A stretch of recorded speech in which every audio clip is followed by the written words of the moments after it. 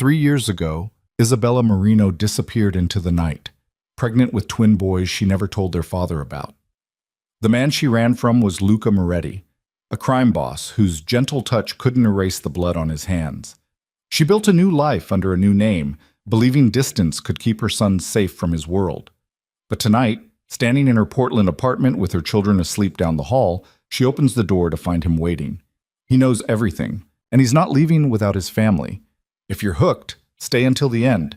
Hit that like button and comment your city so I can see how far this story reaches. The rain hammered against the floor-to-ceiling windows of the Manhattan law office, blurring the city lights into watercolor streaks. Isabella Marino sat perfectly still in the leather chair, her hands folded in her lap to hide their trembling. Across the mahogany table, lawyers shuffled papers with the mechanical efficiency of men who'd witnessed dozens of these transactions. Because that's what this was, a transaction. A marriage certificate lay between her and the man she was about to marry. Isabella forced herself to look at him. Luca Moretti sat with the kind of stillness that made the air feel heavy. He was younger than she'd expected, maybe 35, with dark hair swept back from a face that could have belonged to a Renaissance painting. Strong jaw, Roman nose, eyes so dark they seemed to absorb light rather than reflect it. He wore a charcoal suit that probably cost more than her father's car, tailored perfectly to broad shoulders that didn't need the enhancement. He hadn't smiled once since she'd entered the room. "Miss Marino?" The head lawyer, Thompson, his nameplate read, slid the contract toward her. "If you'll review the terms one final time before signing." She didn't need to review them. She'd memorized every clause during the sleepless nights before this meeting. In exchange for marriage to Luca Moretti, the debt of Marco Marino, totaling $847,000 plus accumulated interest, will be considered paid in full. The marriage will be legally binding. Dissolution will require mutual consent. Mrs. Moretti will reside at the primary residence and maintain appropriate appearances at designated social functions. Appropriate appearances, as if she were a piece of furniture being moved from one showroom to another. "My father," Isabella said, her voice steadier than she felt. "The agreement guarantees his safety?" "Your father's debts will be erased," Luca said. His voice was deep, quiet, with an edge that suggested he didn't often repeat himself. "No one will touch him." "That's not what I asked." Those dark eyes fixed on her with sudden focus. "No one will touch him," he repeated, slower this time. "He'll be protected. You have my word." "Forgive me if I don't find that particularly comforting, Mr. Moretti. Your word is why my father owes you nearly $1 million. A muscle twitched in his jaw, the first break in his composure. "Your father made choices. He gambled with my money, lost, and then continued to gamble thinking he could win it back. I gave him more time than I've given anyone. The fact that he's still breathing is proof of my patience. How generous of you." "Isabella." Her father's voice cracked from where he sat against the wall, small and diminished. Marco Marino had aged a decade in the 6 months since his debt had come due. Gray stubble covered his sunken cheeks, and his hands shook constantly now. "Please, just sign it." She hated the pleading in his tone, hated that he'd put her in this position, hated that she was going to do it anyway because, despite everything, he was still her father, and she couldn't let him die. "One more question," she said, turning back to Luca. "Why marriage? You could have asked for anything else. Money I don't have, sure, but there must be other ways to settle his debt." Luca leaned back in his chair, studying her with an expression she couldn't read. "I need a wife. You need your father alive. It's practical." "You need a wife?" "I need legitimacy, stability, the appearance of being settled." He said it like he was discussing stock portfolios, not a lifelong commitment. "Marriage provides that. So I'm a prop. You're a solution to a problem, as I am to yours." The brutal honesty shouldn't have been refreshing, but it was. At least he wasn't pretending this was anything other than what it was, a business arrangement dressed in legal paperwork. Isabella picked up the pen. Her father exhaled audibly. The lawyers straightened, sensing the close of the deal. Luca remained motionless, watching. "Separate bedrooms," Isabella said, "already arranged.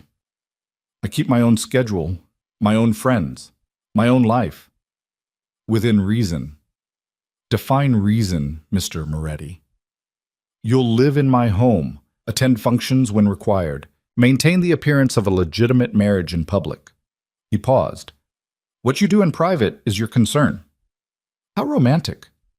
This isn't romance, Miss Marino. This is business. She signed her name across the bottom of the marriage certificate, the scratch of pen on paper absurdly loud in the quiet room. Isabella Marino, written in her careful script. After today, it would be Isabella Moretti. The lawyers witnessed. Her father wept quietly. Luca signed without hesitation, his signature a bold slash across the page. Congratulations, Thompson said with professional cheer. You're now legally married. Isabella felt nothing. No joy, no fear, no relief. Just a hollow numbness that had become familiar over the past months. We'll need photos, one of the other lawyers said. For the record. Of course they would. Evidence that this was real, that the arrangement was legitimate. Isabella stood mechanically, smoothing her simple navy dress. She'd chosen it because it was appropriate, but not celebratory. This wasn't a wedding. This was a funeral for the life she'd planned. Luca rose, moving around the table toward her. He was taller than he'd seemed sitting down, easily 6'2", with the kind of presence that made the spacious office feel smaller. When he stopped in front of her, Isabella had to tilt her head back to meet his eyes. May I? He asked, his hand hovering near her waist. She nodded stiffly. His hand settled against the small of her back, warm through the fabric of her dress. The photographer positioned them, angling for the best light. Isabella forced her expression into something neutral, not quite smiling, but not obviously miserable. Closer, the photographer directed. Luca's arm drew her against his side. She could feel the solid warmth of him, smell the subtle scent of expensive cologne and something else. Cedar, maybe, or sandalwood. His thumb moved almost imperceptibly against her back, a tiny gesture that might have been comfort, or might have been nothing at all. The camera flashed. Perfect, the photographer said. Just one more. They stood frozen together while the camera flashed again, capturing the moment that Isabella Marino became someone else entirely. The penthouse was everything Isabella had expected and nothing she was prepared for. 20 floors above Columbus Circle, Luca's home occupied the entire top level of a building that probably had its own zip code. Floor-to-ceiling windows wrapped around 3 sides, offering views of Central Park to the north and the Manhattan skyline spreading in every direction. The interior was all clean lines and expensive materials, marble floors, custom millwork, furniture that looked like art installations. Your room is this way. Isabella followed Luca down a hallway lined with abstract paintings she suspected were originals. He opened a door onto a bedroom that was larger than her entire previous apartment. A king-sized bed dominated the space, dressed in cream linens that probably had a thread count higher than her credit score. An ensuite bathroom was visible through another door, all white marble and brushed gold fixtures. The closet is there, Luca said, gesturing. It's been stocked with basics in your size. If you need anything else, tell Maria. She manages the household. She'll arrange it. Isabella set down the single suitcase she'd brought, containing everything she owned that mattered. This is fine. Your father has been relocated to a secured apartment in Brooklyn. He'll have a monthly allowance sufficient for his needs. How generous! If Luca noticed the sarcasm, he didn't acknowledge it. The terms of our arrangement are simple. You'll join me for dinner each evening I'm home. You'll accompany me to business functions when required. I'll give you at least 2 days' notice. Otherwise, your time is yours. What about you? The question came out before she could stop it. What are your terms? I don't have terms. I have expectations. He moved to the window, looking out over the darkening city. I expect discretion. I expect you to honor the agreement, and I expect you not to make me regret giving your father mercy. The last part carried an edge that reminded Isabella exactly who she'd married. This wasn't some corporate businessman playing at power. Luca Moretti controlled territories, commanded loyalty through fear, and had built an empire on the kind of activities that never appeared in legitimate business filings. I won't, she said quietly. He turned back to her, and for just a moment, something shifted in his expression. I know this isn't what you wanted. Is it what you wanted? I wanted a solution. I got one. He moved toward the door, then paused. Dinner's at 8. Maria will show you to the dining room. Then he was gone, leaving Isabella alone in a bedroom that cost more than most people's homes, married to a man she didn't know, trapped in a life she'd never chosen. She sat on the edge of the bed and let herself feel it. The weight of what she'd done, the finality of the signature on that certificate. Her old life was gone. Her freedom was gone. She'd traded everything to save a father who'd never managed to save himself.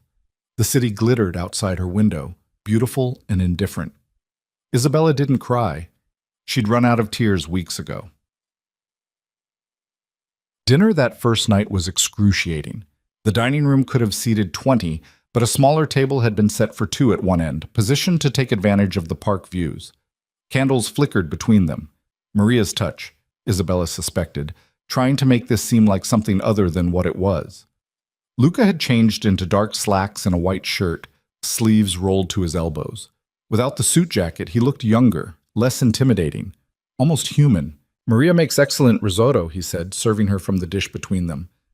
"I hope you like it." "It's fine." Isabella took a bite. It was more than fine, it was extraordinary, creamy and perfectly seasoned, but admitting that felt like giving something away. They ate in silence for several minutes. The clink of silverware against china was the only sound. "You should know," Luca said finally, "that appearances matter in my world. People will be watching this marriage, looking for weakness. And a reluctant wife is weakness? A wife who obviously despises her husband is problematic." He set down his fork. "I'm not asking you to fall in love with me, Isabella, but I'm asking you to be civil in public." "I can manage civil." "Can you manage content? Happy, even?" She met his eyes across the table. "I can pretend, Mr. Moretti. I've been pretending to be fine for months while my father destroyed what was left of our family. I think I can pretend to enjoy your company at parties. It's Luca. You're my wife now. Mr. Moretti makes it sound like I'm your employer." "Aren't you?" His jaw tightened. "No. An employer can fire you. This is permanent." "Until one of us dies," Isabella said lightly. "Then I'm free." The words hung between them, darker than she'd intended. Luca studied her for a long moment, his expression unreadable. "Is that what you're hoping for? That I'll conveniently die and solve your problem?" "I'm hoping," Isabella said carefully, "that we can both survive this arrangement without destroying each other." Something flickered across his face. Surprise, maybe, or recognition. "Fair enough." They finished dinner in silence, but it felt different somehow. Less hostile, more like a truce. After Maria cleared the plates, Luca stood. "I have work to do. You're free to explore the apartment, use anything you like. The library has books if you read." "I read." "Good." He hesitated in the doorway. "This doesn't have to be a prison, Isabella." "What else would you call it?" "A partnership. One you entered willingly." "I entered it to save my father's life. That's not the same as willing." "No," Luca agreed quietly. "I suppose it's not." He left her alone in the dining room, surrounded by luxury that felt like glass walls. Beautiful, but imprisoning. Isabella walked to the windows, pressing her forehead against the cool glass. Below, the city teemed with life. Millions of people going about their evening, free to make their own choices, their own mistakes. She was 28 years old and felt ancient, hollowed out by circumstances she couldn't control.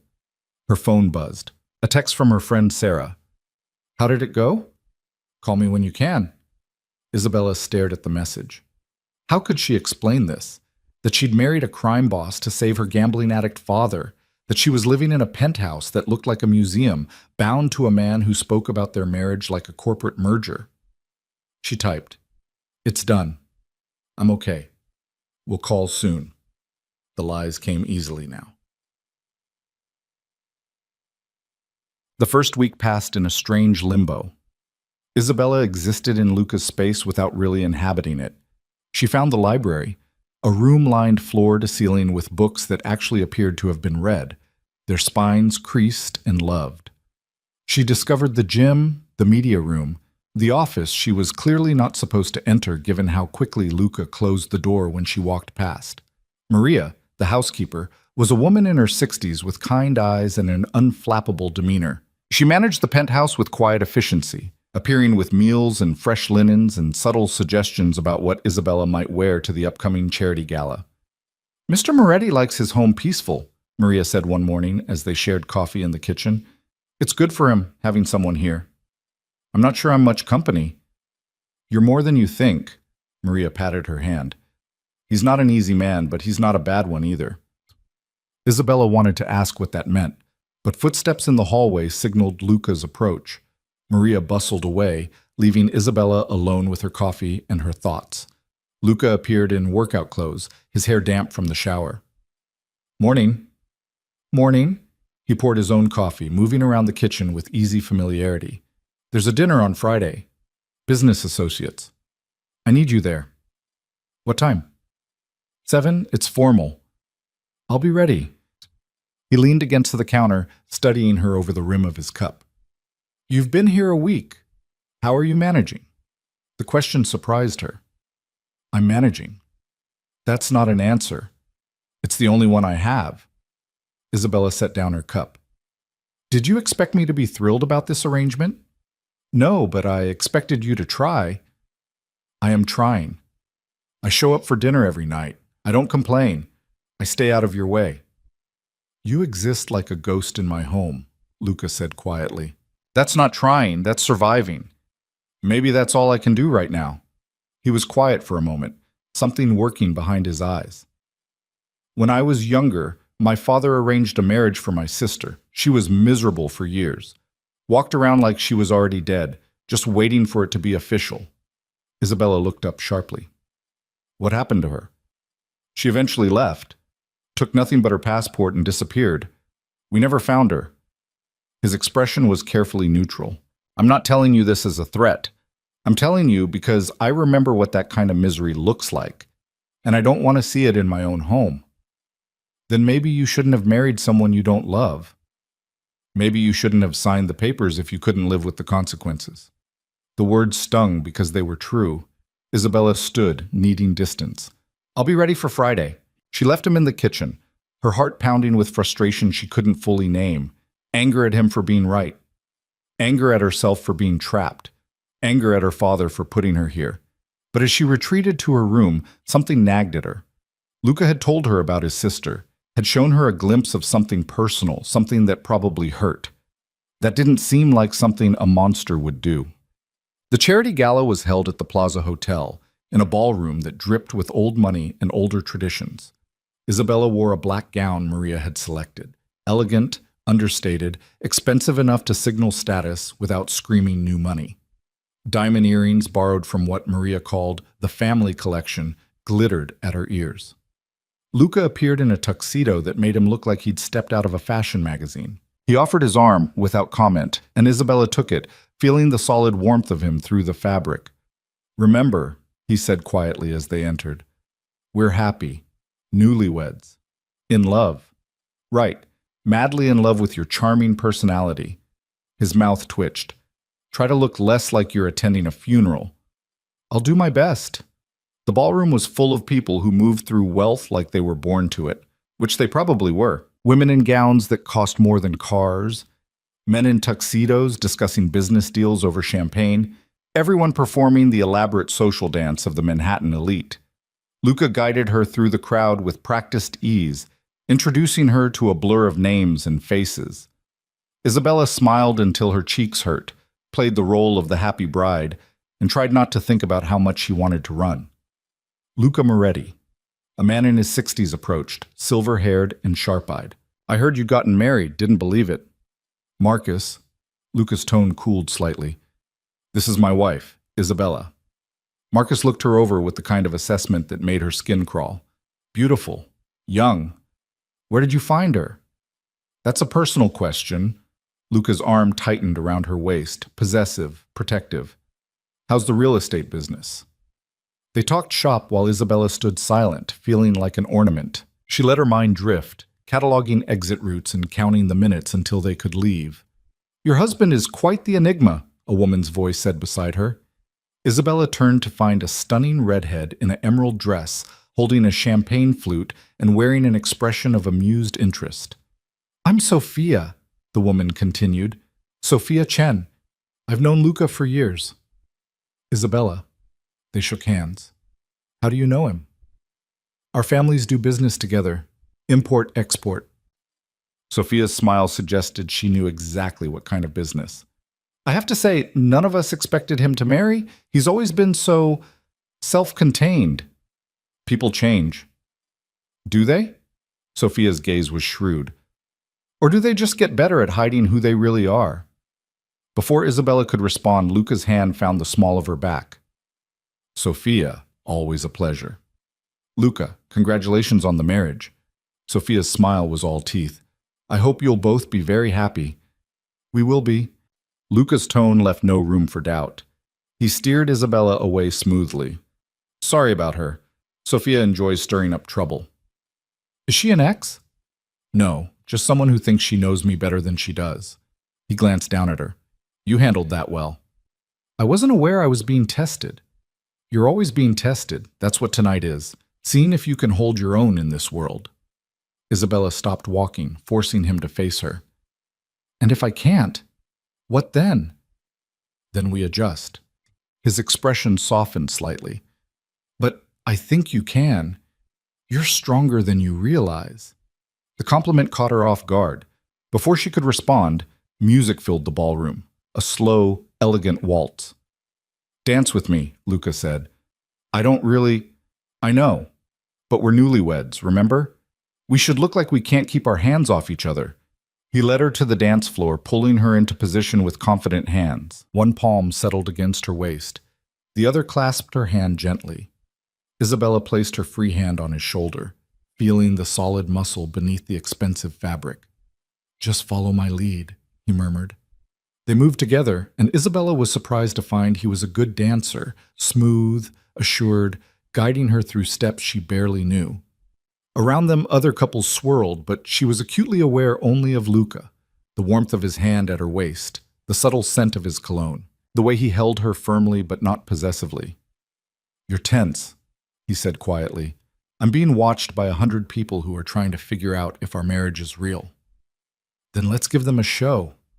He pulled her closer, closing the distance between them until she was pressed against him, moving in perfect synchronization. His hand spread wider on her back, his thumb tracing small circles that sent unexpected warmth through her. Better, he breathed against her ear. Isabella's pulse quickened. This was just an act, she reminded herself, performance for an audience. But her body didn't seem to understand that, responding to his nearness with a flutter of something she didn't want to examine too closely. When the song ended, Luca didn't immediately release her. They stood together in the middle of the dance floor, his dark eyes searching hers with an intensity that made her breath catch. That was convincing, she managed. Yes, he agreed, but his tone suggested he wasn't entirely sure what they'd been convincing anyone of. The car ride home was quiet. Isabella watched the city slide past, her mind replaying the evening. The dance, the feel of Luca's hands on her, the way he'd looked at her like she was something more than just a business arrangement. You did well tonight, Luca said, breaking the silence. Thank you. I mean it. You handled yourself perfectly. No one will question this marriage after seeing us together. Good. That's what you wanted. It is. He paused. But it's not all I want. Isabella turned to look at him. What else do you want? I want you to be happy here, or at least not miserable. His expression was serious in the dim light. I know this isn't ideal, but it doesn't have to be torture. What would you suggest? We could try being friends. The word hung between them, simple, startling, impossible. Friends, Isabella repeated. Why not? We're living together, sharing meals, attending events as a couple. Might as well try to enjoy each other's company. Friends don't coerce each other into marriage. No, Luca agreed. But married people sometimes become friends. It's not unheard of. Isabella considered this. The alternative was months or years of cold distance, of existing in parallel without ever truly connecting. Maybe that would be easier. Maybe it would be safer. But maybe Luca was right. Maybe they could find some kind of peace in this arrangement if they actually tried. Okay, she said finally. Friends. He smiled. A real smile, the first she'd seen from him. It transformed his face, making him look younger, less dangerous. "Good," he said. "Then as your friend, I should tell you that you looked beautiful tonight." Heat crept into her cheeks. "That's not very friend-like. Can't friends notice when someone looks nice?" "I suppose." They arrived at the building and Luca helped her from the car with old-fashioned courtesy. In the elevator, he stood close enough that she could feel the warmth radiating from him. "Same time tomorrow?" he asked. "Dinner?" "I'll be there." "And maybe after, we could watch a movie? Maria mentioned you like old films." Isabella blinked. "You want to watch a movie with me?"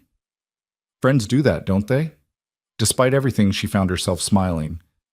They do. Then it's a plan. As they entered the penthouse, something had shifted. The space felt less like a prison and more like possibility. Isabella wasn't naive enough to think everything had changed, but maybe Luca was right. Maybe they could try. The following weeks brought a strange new rhythm to their lives. Dinners became less stilted. Luca asked about her day, and Isabella found herself actually answering. She learned he loved old architecture, spent hours studying building designs, and harbored a not-so-secret passion for classic cars he kept in a garage somewhere in New Jersey. She told him about the art history degree she'd never finished, her dream of opening a bookstore, her mother who died when she was 12. He listened with genuine attention, asking questions that suggested he actually cared about the answers. They watched movies together, noir films from the 40s, Italian cinema, the occasional terrible action flick that made them both laugh. Luca would sprawl on one end of the couch, Isabella on the other, a careful distance maintained even as the space between them began to feel less necessary. "This one's terrible," Isabella said one night, 3 weeks into their marriage, as they watched an over-the-top thriller. "Absolutely awful," Luca agreed. "Want to keep watching?" "Obviously." They made it through another 20 minutes before Luca's phone buzzed. He glanced at the screen and his expression shuddered. "I need to take this." He stood, already moving toward his office. "I'll be back." But he wasn't. An hour later, Isabella heard the front door close. Luca leaving for whatever business required his attention at 11 o'clock at night. She went to bed alone, trying not to wonder what exactly her husband did when he disappeared into the night. A month into the marriage, Isabella woke to find a note on the kitchen counter. Had to leave early, business in Brooklyn. Dinner reservations at Maria at 8. Wear something nice. L. Maria appeared with coffee and a knowing smile. "He's planning something." "What do you mean?" "Mr. Moretti doesn't make dinner reservations. He has people do that." Maria set down the cup. "If he's doing it himself, it means something." Isabella tried not to read too much into it, but she found herself taking extra care getting ready that evening. She chose a deep blue dress that Maria enthusiastically approved, styled her dark hair in loose waves, and even added makeup. When she emerged, Luca was waiting in the living room, and the look on his face when he saw her made her pulse quicken. "You look stunning," he said simply. "Thank you. You clean up pretty well yourself." He did. Dark suit, no tie, the top button of his shirt undone, somehow managing to look both dangerous and elegant. The restaurant was intimate, expensive, perfect. They were seated at a corner table with views of Central Park's southern edge, the city lights creating a glittering backdrop. "Is there an occasion?" Isabella asked after they'd ordered. "Does there need to be one?" "You made the reservation yourself. Apparently that's significant."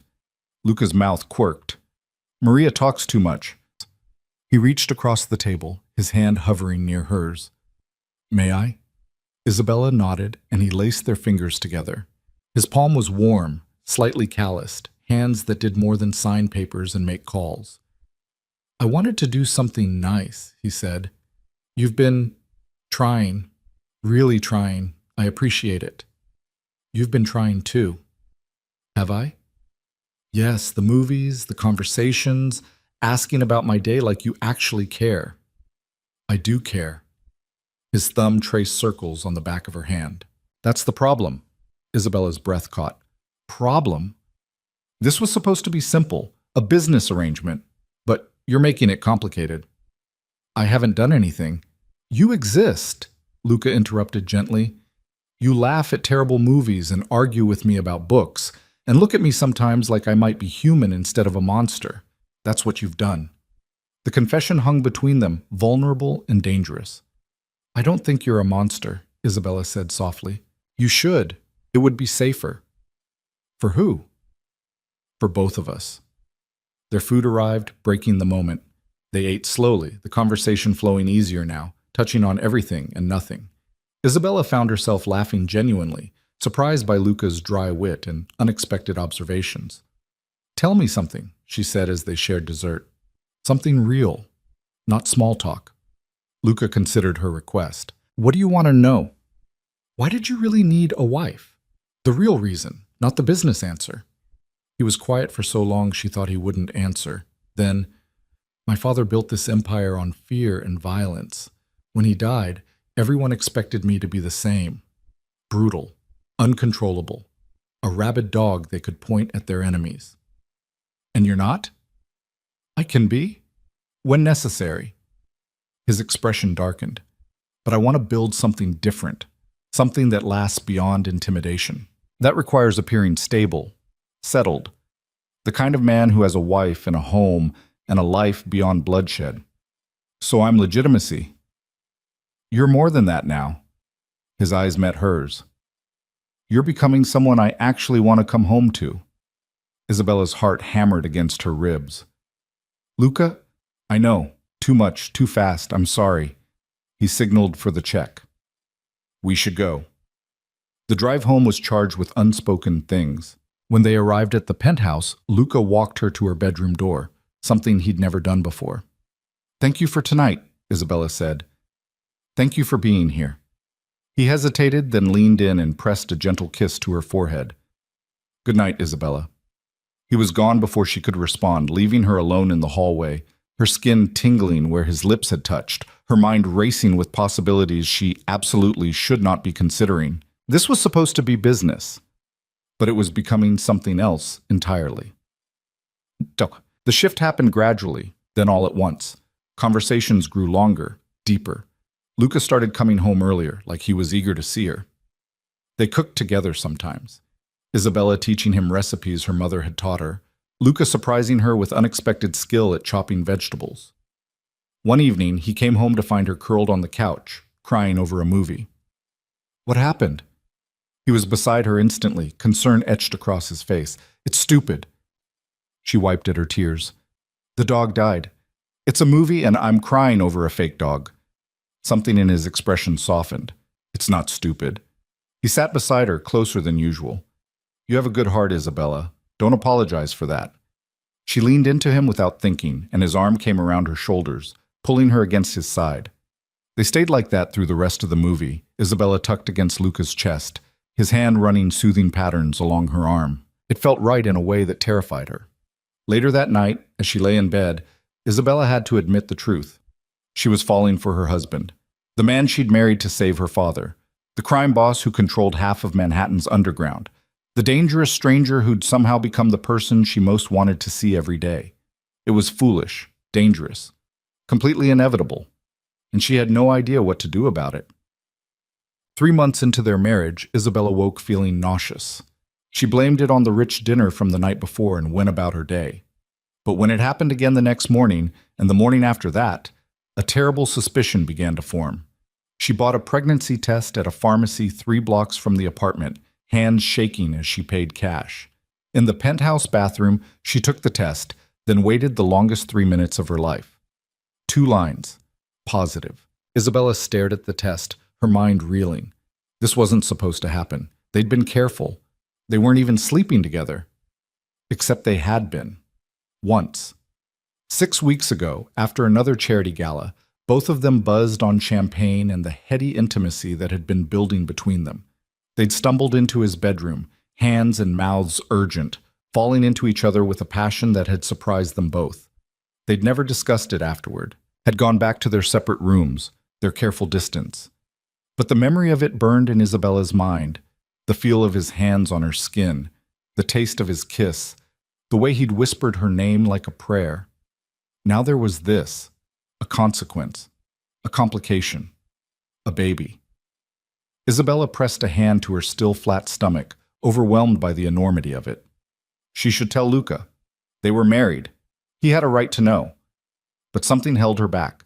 Some instinct that whispered, wait, learn more, be sure. She called a doctor, made an appointment for the following week, hid the pregnancy test at the bottom of her trash, buried under tissues and packaging. At dinner that night, Luca asked if she was feeling all right. You seem quiet, he said, studying her across the table. Just tired. You've been tired a lot lately. I haven't been sleeping well. He frowned. Is something wrong? The nightmares again? He remembered. She'd mentioned the nightmares once, weeks ago, and he'd remembered. It's nothing, Isabella lied. I'm fine.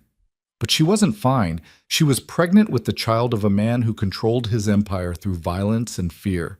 A man she'd somehow fallen in love with despite every rational instinct screaming at her to protect her heart. A man whose world she was about to bring a child into. The thought filled her with equal parts wonder and terror. Oh, the doctor confirmed it a week later.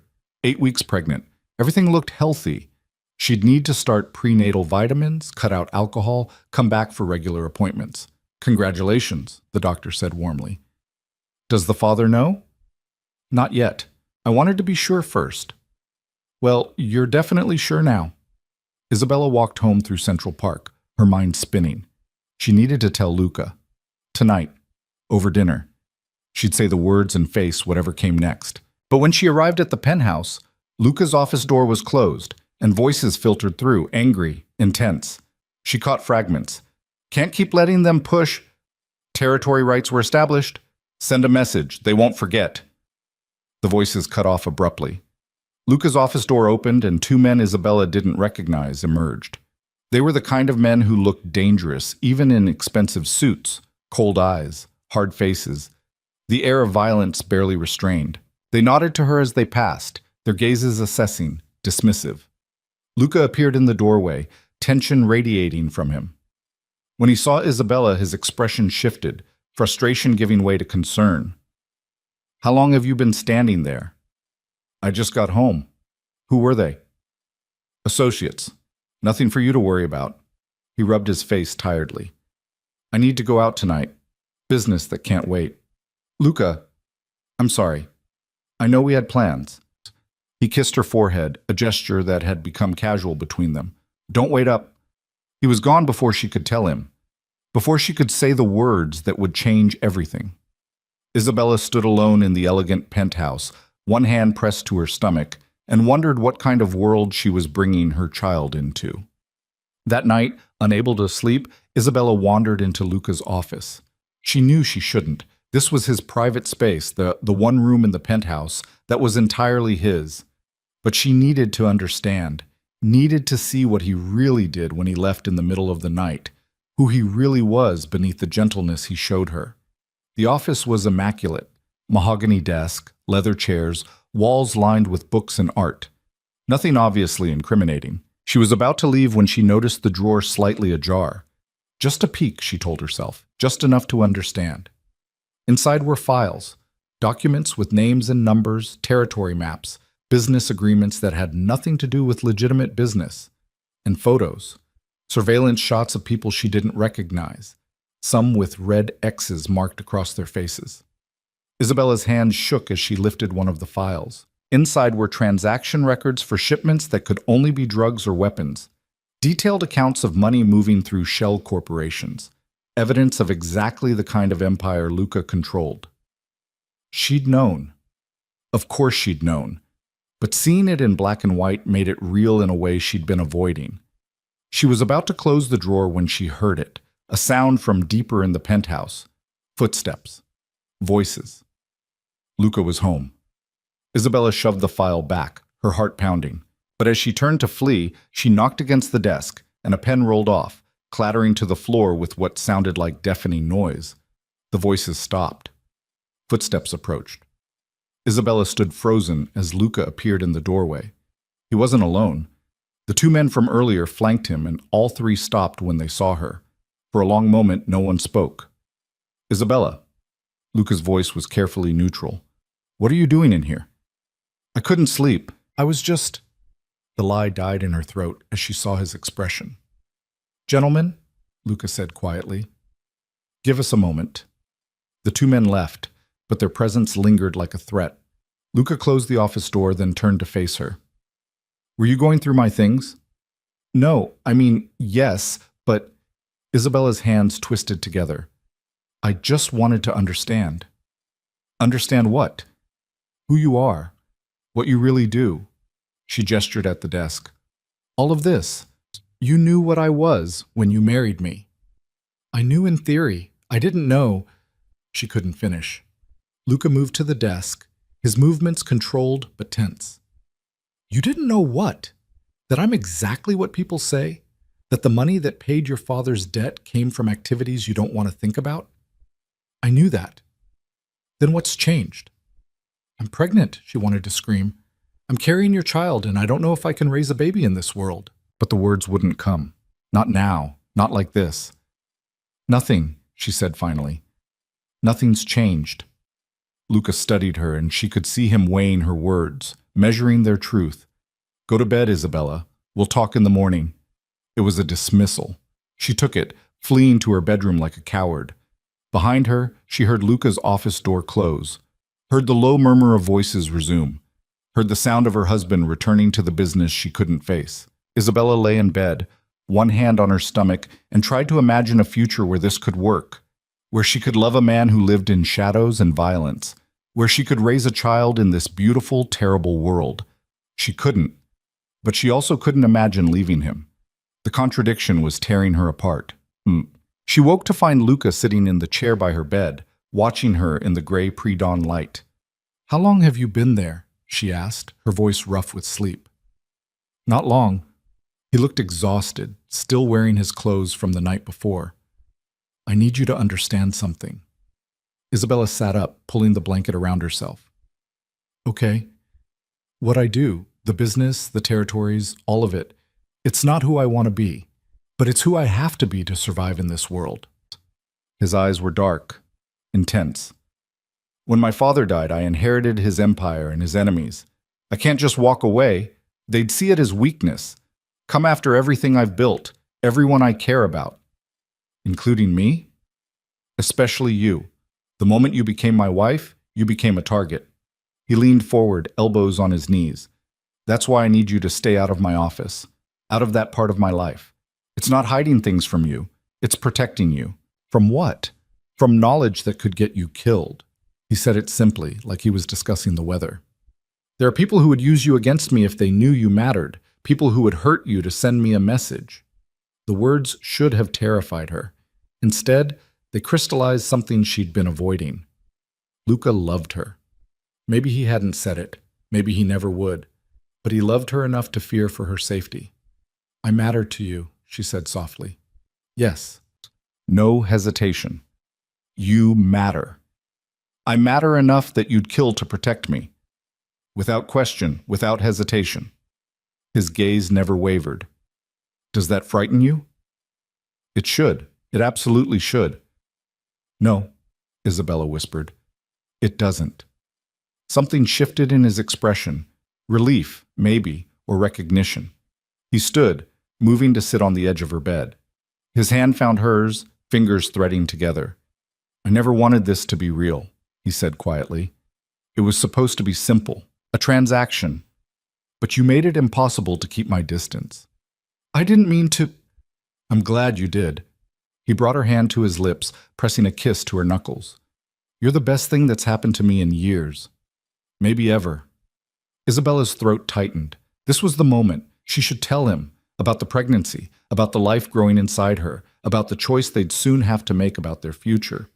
But before she could speak, his phone buzzed. He glanced at it, and his expression hardened. I have to go. There's a situation that needs handling. He stood, still holding her hand. We'll talk more tonight. Really talk. About us. About what this is becoming. Luca. Tonight, Cara. I promise. He kissed her forehead and left, and Isabella was alone with her secret and her fears and the growing certainty that tonight's conversation would change everything. She just didn't know how. Isabella spent the day rehearsing what she would say. The words formed and reformed in her mind as she moved through the penthouse, her hand drifting unconsciously to her stomach every few minutes. I'm pregnant. We're having a baby. You're going to be a father. Each version felt simultaneously too simple and impossibly complicated. Maria noticed her distraction over lunch. You feeling all right, Mrs. Moretti? You've barely touched your food. I'm fine, just thinking. Isabella pushed the salad around her plate, her stomach too unsettled for eating. Thinking about Mr. Moretti? Maria's knowing smile suggested she'd witnessed this kind of preoccupation before. He's been different these past months. Lighter. You're good for him. Am I? The question came out more uncertain than Isabella intended. You love him. It wasn't a question. Maria patted her hand gently. And he loves you, though he probably hasn't figured out how to say it yet. Men like him, they're not used to vulnerability.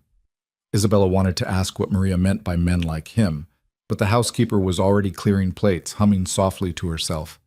The afternoon dragged. Isabella tried to read but couldn't focus. Tried to watch television, but the noise grated on her nerves. Finally, she retreated to the library, surrounding herself with books she didn't open, waiting for Luca to come home so she could tell him the truth that was going to change everything. Her phone buzzed. A text from Luca. Running late. Dinner at 9. I promise I'll be there. She typed back, I'll be waiting. We need to talk. 3 dots appeared, disappeared, appeared again. Then, is everything okay? Yes, just important. Okay, see you soon. Isabella stared at the exchange, her heart pounding. In a few hours, she would tell him. They would figure this out together. Maybe it would be okay. Maybe he would smile and pull her close and tell her they'd make it work. Maybe. The sound of the front door opening jolted her from her thoughts. But it was too early, only 7 o'clock. Luca wasn't supposed to be home for 2 more hours. She heard voices. Angry voices. Then Luca's office door slamming shut. Isabella moved into the hallway, uncertain. Should she check on him? Give him space? The uncertainty paralyzed her until she heard something shatter. Glass breaking, a violent sound that made her jump. She was moving before she could think better of it, crossing the living room toward his office. The door was slightly ajar, and through it she could hear Luca's voice, tight with barely controlled fury. I don't care what Castellano wants. The answer is no. A pause. He must be on the phone. He can threaten all he wants. I'm not moving product through the ports. That's a line I won't cross. Another pause, longer this time. Then tell him to come say it to my face instead of sending his dogs to deliver messages. Isabella's hand hovered over the doorknob. She should leave. This was exactly what he'd warned her about. The business, the danger, the parts of his life she was supposed to stay separate from. But something in his voice held her there. Not anger, exhaustion, the weariness of a man carrying weight he couldn't put down. No. No more meetings, no more negotiations. Luca's voice dropped. Deadly quiet. You tell Castellano that if he comes after what's mine again, I'll bury him so deep his own people won't remember his name. The call ended. Silence filled the office. Then, you can come in, Isabella. I know you're there. She pushed the door open slowly. Luca stood by the window, his back to her, one hand braced against the glass. His jacket was off, his shirt sleeves rolled up, and she could see the tension in every line of his body. I'm sorry, she said. I heard glass break. I was worried. You should be in bed, resting. It's only 7. I know. He didn't turn around. I came home early because I wanted to clean this up before you saw it. Clean what up? Instead of answering, he gestured to his desk. Isabella moved closer and saw what she'd missed from the doorway. A pool of red across the mahogany surface, dripping onto the floor. For a heart-stopping moment, she thought it was blood. Then she saw the shattered remains of what had been a glass of wine. Someone made me angry, Luca said flatly. I threw a glass. It was childish, and I'm sorry you had to see it.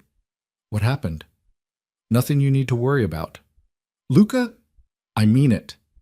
He finally turned to face her, and the look in his eyes stopped her cold. This was the man people feared, the one who controlled territories through intimidation and violence.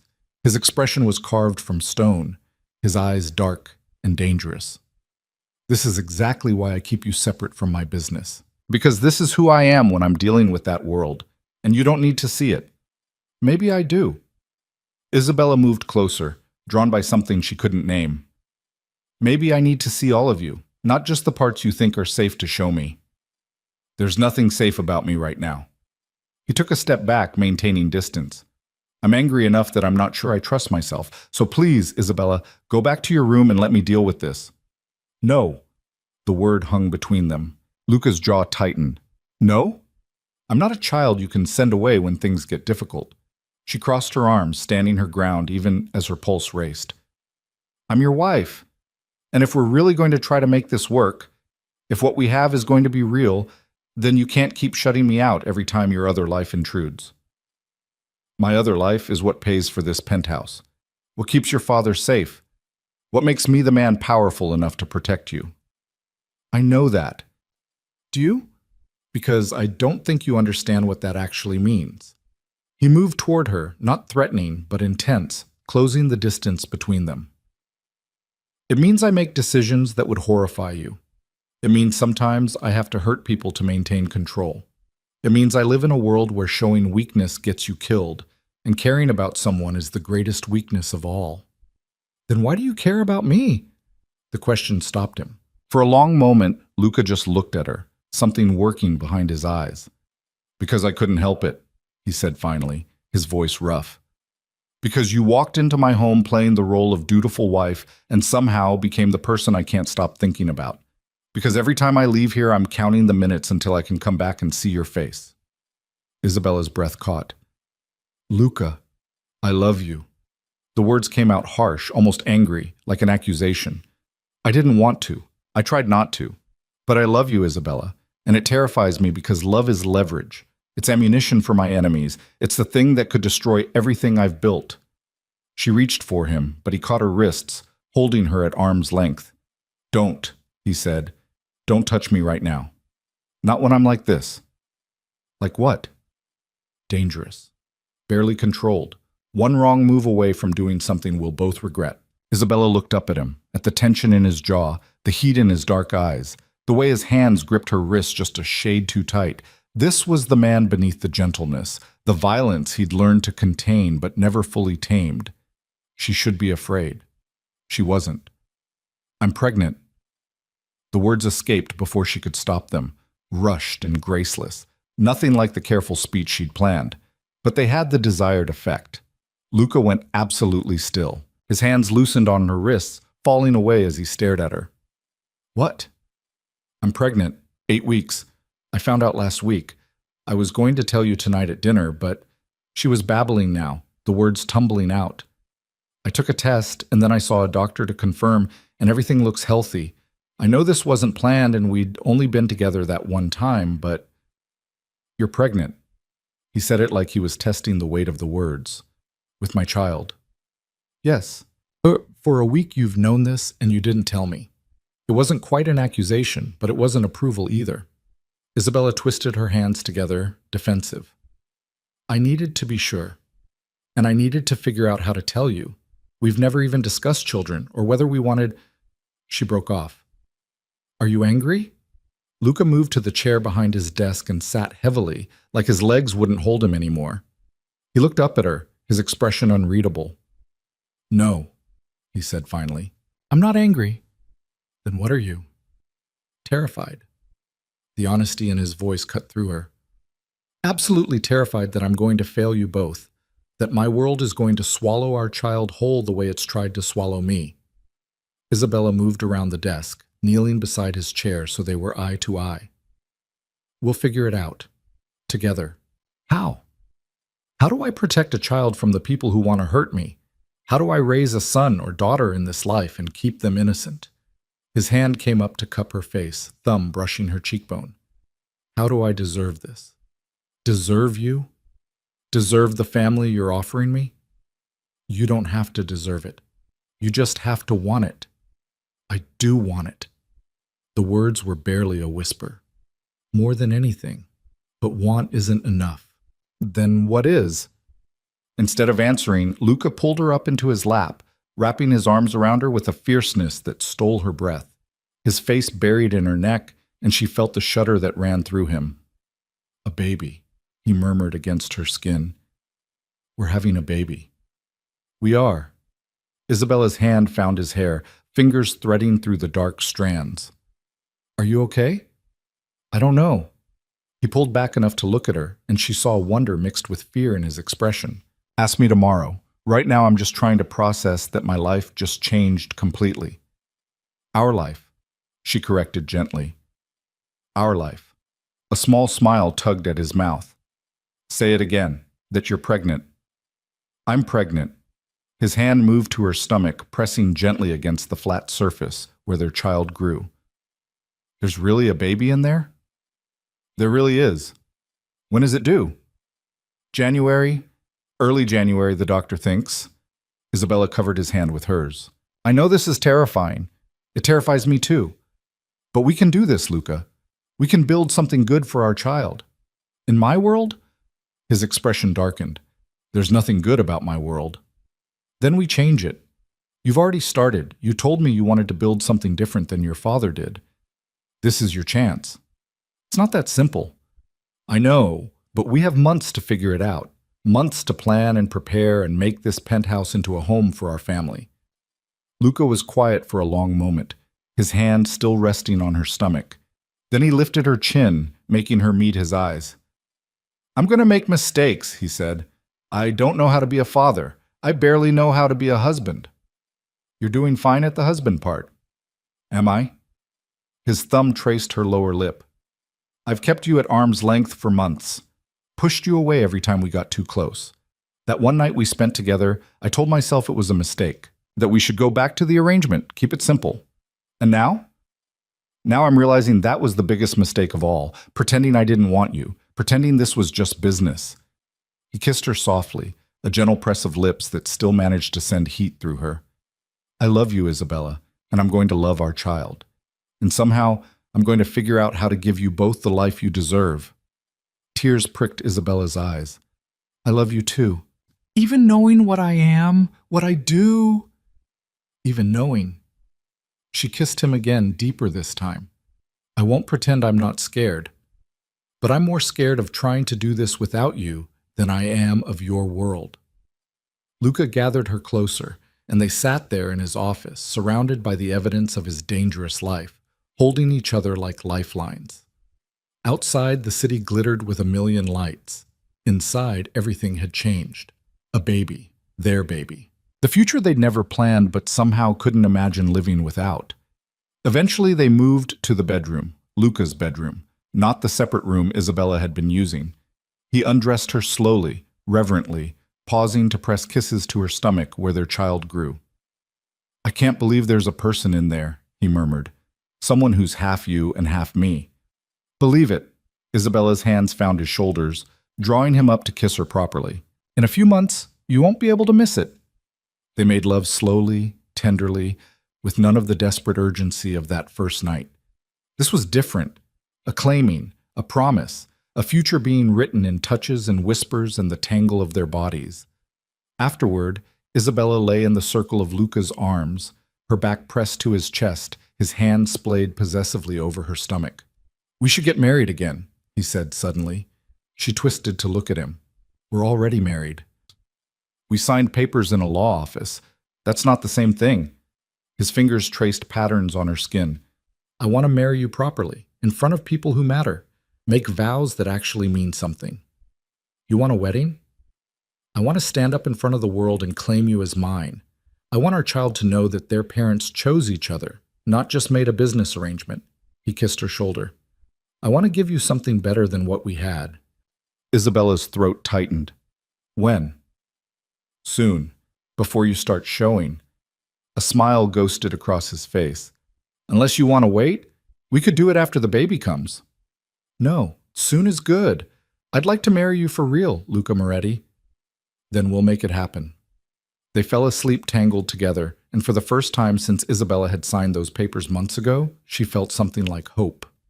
The next weeks were a blur of planning and preparation. Luca insisted on a small ceremony, just close friends and family, nothing ostentatious. He wanted it meaningful, not performative. Whose family for you? Isabella asked one evening as they reviewed guest lists. Your sister disappeared. Your father is dead. Who do you actually consider family? Luca was quiet for a moment. Marco, my second in command. He's been with me since we were teenagers. Saved my life more than once. He paused. And Maria, She's been running my household for 10 years. She's more mother to me than my actual mother ever was. Your mother's alive? Technically. She lives in Italy now. Moved back after my father died. We're not close. His tone suggested the subject was closed. Isabella didn't push. She had her own complicated relationship with family. Her father, who she loved despite everything, but who she couldn't quite forgive for putting her in this position. He'd been invited to the wedding, of course, but things between them remained strained. The doctor appointments became routine. Every 2 weeks, Isabella went to hear the heartbeat, see the ultrasound images that barely looked like anything yet. Luca came to every single appointment, holding her hand while they listened to the rapid flutter of their baby's heart. Sounds strong, the doctor said during the 12-week visit. Everything looks perfect. Can you tell what it is yet? Luca asked. Not quite. Another few weeks and we should be able to see if you want to know. In the car afterward, Luca asked, Do you want to know? I think so. You? Yes. I want to know everything about this baby, every detail. His hand found hers. Boy or girl, I don't care. As long as they're healthy. Spoken like a true father-to-be. He smiled and Isabella marveled at how much he'd changed in the months since their arrangement began. The cold, controlled man she'd married had softened into someone warmer, more open.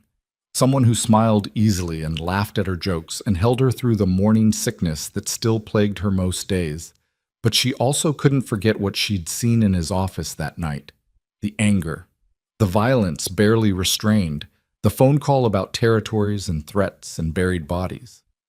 Luca Moretti was still a dangerous man. He just hid it better now. The wedding was planned for a Saturday afternoon in late October, in the garden of an estate Luca owned in Westchester. Isabella found a simple white dress that wouldn't be too tight in a few months when her body started changing. Luca wore a dark suit that made him look like he'd stepped out of a magazine. The night before the ceremony, lying in bed together, Luca turned to her with sudden seriousness. I need to tell you something. Before tomorrow. Before we do this for real. Isabella's stomach clenched. Okay. I've been working on getting out of the illegal side of the business. He propped himself up on one elbow, looking down at her. It's slow, complicated.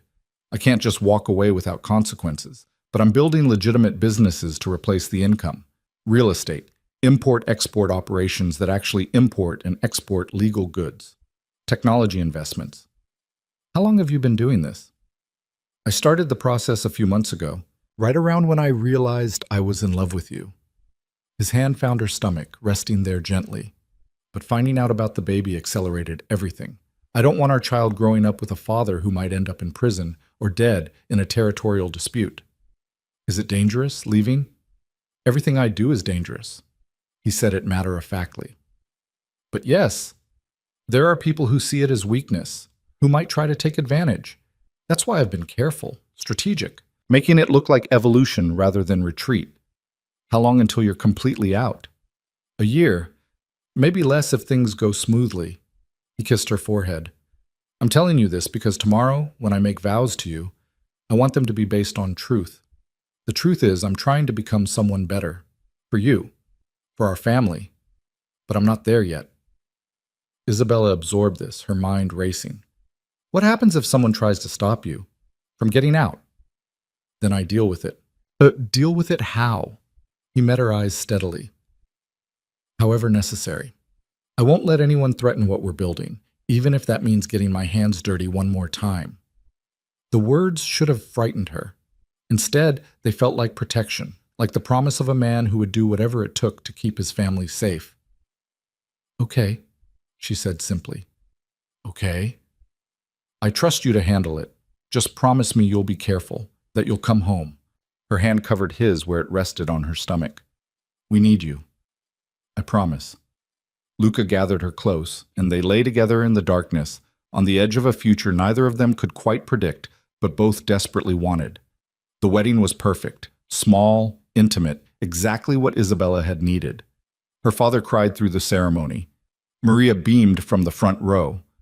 Marco, Luca's second in command, a man with kind eyes and hands that had clearly seen violence, stood as best man. When Luca said his vows, his voice was steady and sure. I promise to love you, to protect you and our family with everything I have, to build a life worthy of you, to become the man you deserve. Isabella's own vows were simpler. I choose you, today and every day. In this life we're building together. They kissed as husband and wife, truly husband and wife now, and Isabella felt the rightness of it settle into her bones. The reception was held in the garden, strings of lights turning the autumn afternoon into something magical. They danced together, Luca holding her carefully, mindful of the tiny life growing between them. Happy? He asked, his lips near her ear. Yes? You? Happier than I've been in years, maybe ever. He pulled back to look at her, his dark eyes soft. Thank you. For what? For taking a chance on me, for seeing past what I am to what I could be. Isabella kissed him softly. Thank you for becoming that man. They danced until the sun set, surrounded by the few people who mattered, wrapped in the fragile hope of new beginnings. That night, back in their penthouse, Luca made love to her with a tenderness that brought tears to her eyes. Afterward, as they lay tangled together, he whispered against her skin. I'm going to make this work. All of it. The business transition, the family we're building. I swear to you, Isabella, I'm going to give you the life you deserve. She believed him. In that moment, wrapped in his arms, she believed every word. The universe, it seemed, had other plans. 2 weeks later, Isabella woke to Luca's side of the bed empty. She found him in his office, bent over his desk, his phone pressed to his ear. I don't care what it takes. Find him. He ended the call, looking up to find Isabella in the doorway. His expression was grim. What's wrong? Nothing you need to worry about. Luca. Please, Cara, not now. The dismissal in his tone stung. Isabella retreated, but she couldn't shake the feeling that something had shifted. Over the following days, Luca became distant again. He left early, came home late. When he was home, he was preoccupied, his mind clearly elsewhere. The warmth they'd built seemed to evaporate overnight. At her 16-week appointment, the ultrasound revealed the baby's sex. It's a boy, the technician said with a smile. A healthy baby boy. Isabella stared at the screen, at the tiny form of her son, and felt tears spill over. Luca squeezed her hand, but when she looked at him, his expression was troubled. In the car afterward, she asked, What's going on? And don't tell me nothing. You've been somewhere else for days. Luca gripped the steering wheel tightly. There's a problem. With the transition out of the business, someone is pushing back, hard. Who? Castellano. Remember the phone call you overheard? At her nod, he continued. He sees my exit as an opportunity. Thinks he can take my territories while I'm distracted with going legitimate. What are you going to do? Whatever I have to. He glanced at her. I'm sorry I've been distant. I'm trying to handle this without it touching you, without it touching our family. Maybe you should let me in instead of shutting me out. You're pregnant. You don't need this stress. I'm your wife. I can handle it. Luca pulled the car over, turning to face her. Can you handle knowing that I might have to hurt people? That I might have to do things that will give you nightmares? Because that's what this is going to require if Castellano doesn't back down. Isabella met his gaze steadily. I can handle knowing you'll do what's necessary to protect us. What I can't handle is you pulling away and leaving me in the dark. He studied her for a long moment, then nodded slowly. Okay, I'll try to let you in. But if it gets too dark, you have to tell me. Promise me that. I promise. They drove home in silence, but Luca's hand found hers, holding tight. That evening, he told her everything. About Castellano's moves against his territories, about the pressure from other families to respond with violence, about the delicate balance he was trying to maintain between showing strength and not derailing his exit strategy. If I respond too aggressively, it looks like I'm still in the game. But if I'm too passive, everyone will see weakness and come for what's mine. He rubbed his face tiredly.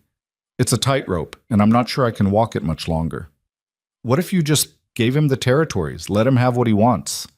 That's not how this works. Giving up territory without a fight doesn't look like wisdom. It looks like defeat, and defeat invites more attacks. Luca pulled her close. I'll figure it out. I always do. But as the weeks passed, Isabella could see the toll it was taking on him. He grew harder, more volatile. The gentle man who'd held her through morning sickness was buried under layers of stress and violence barely contained. She was 20 weeks pregnant, finally starting to show, when everything came to a head. Luca came home at 2 in the morning, and Isabella heard him moving through the penthouse. She got up, finding him in his office, standing over his desk with blood on his hands. Her stomach turned. What happened? He looked up, and for a moment she saw something terrible in his eyes. Then it was gone, replaced by careful blankness. Go back to bed, Isabella. You're bleeding. It's not my blood. He said it flatly. Go back to bed. But she couldn't move, couldn't look away from the blood, dark and terrible, staining his hands, his shirt cuffs. Whose blood is it? Someone who made a very bad decision. Luca moved to the wet bar in his office, pouring himself a drink with hands that trembled slightly. Someone who thought threatening my wife was a good way to get my attention. The words took a moment to register. Someone threatened me? Castellano sent men to your doctor's office. They followed you home from your appointment yesterday. He downed the drink in one swallow. They were going to use you to force my hand, make me give up territories in exchange for your safety. Isabella's hand went to her stomach instinctively. What did you do? I handled it. His eyes met hers, and they were cold, empty. I made sure they understood that touching you was the last mistake they'd ever make. You killed them. It wasn't a question. Luca didn't deny it. They threatened you and our child. There's nothing I wouldn't do to protect you both. He poured another drink. I warned you, Isabella. I told you this was who I am when it comes to my business. She should be horrified. She should be running for the door, calling the police, doing something other than standing there staring at her husband's blood-stained hands. But all she felt was a terrible, conflicting mix of revulsion and gratitude. He'd killed for her, to protect her, and some dark part of her was glad he'd done it. I need you to leave, Luca said quietly. Right now. Before I say or do something we'll both regret. I'm not safe to be around when I'm like this. I'm not leaving you. Isabella, no. She moved closer, even as every instinct screamed at her to maintain distance. You're my husband. You protected our family. I'm not running away because you got blood on your hands doing it. You should be terrified of me right now. I am. The admission came out shakily. But I'm more terrified of what could have happened if you hadn't stopped them. Luca stared at her, something breaking in his expression. You're going to make me believe I can be better than this, that I can be the man you deserve. You already are. I'm standing here covered in blood. You're standing here having protected your family. That's what fathers do. The word fathers seemed to undo him. Luca crossed the space between them in 2 strides, pulling her into his arms despite the blood, despite everything. I love you, he said roughly. I love you, and I'm terrified I'm going to destroy you. Isabella held him tight, her heart breaking and mending simultaneously. You won't. We won't let you. They stood like that for long minutes, holding each other in the wreckage of his other life, while their baby, their son, grew between them, blissfully unaware of the violence that surrounded his existence. Finally, Luca pulled away. I need to clean up, and then I need to make some calls. This isn't over. What else is there? Castellano will retaliate. What I did tonight, it's a declaration of war. His hand cupped her face gently.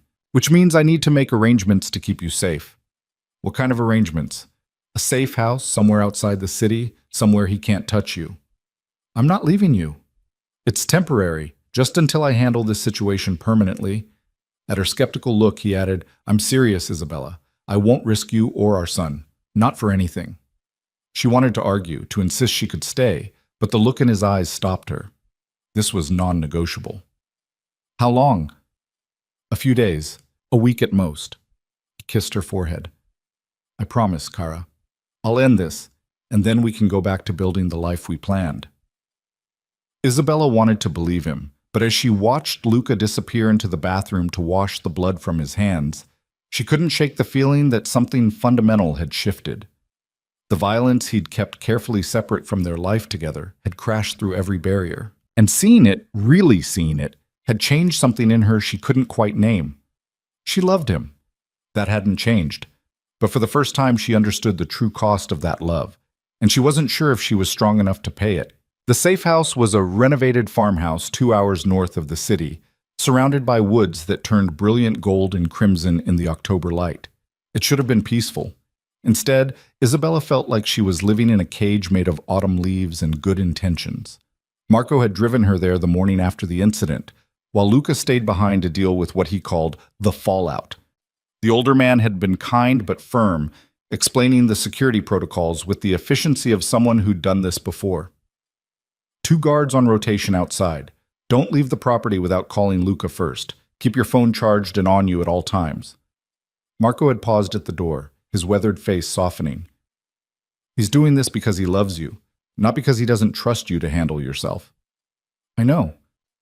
Isabella had pressed a hand to her stomach, feeling the first flutters of movement that had started a few days ago. Just tell him to be careful. Always am, Marco had replied, though his expression suggested otherwise. That had been 3 days ago. 3 days of pacing the farmhouse, of jumping at every sound, of waiting for phone calls that came irregularly and told her nothing useful. Luca's voice was always controlled when they spoke, giving her updates that felt carefully edited.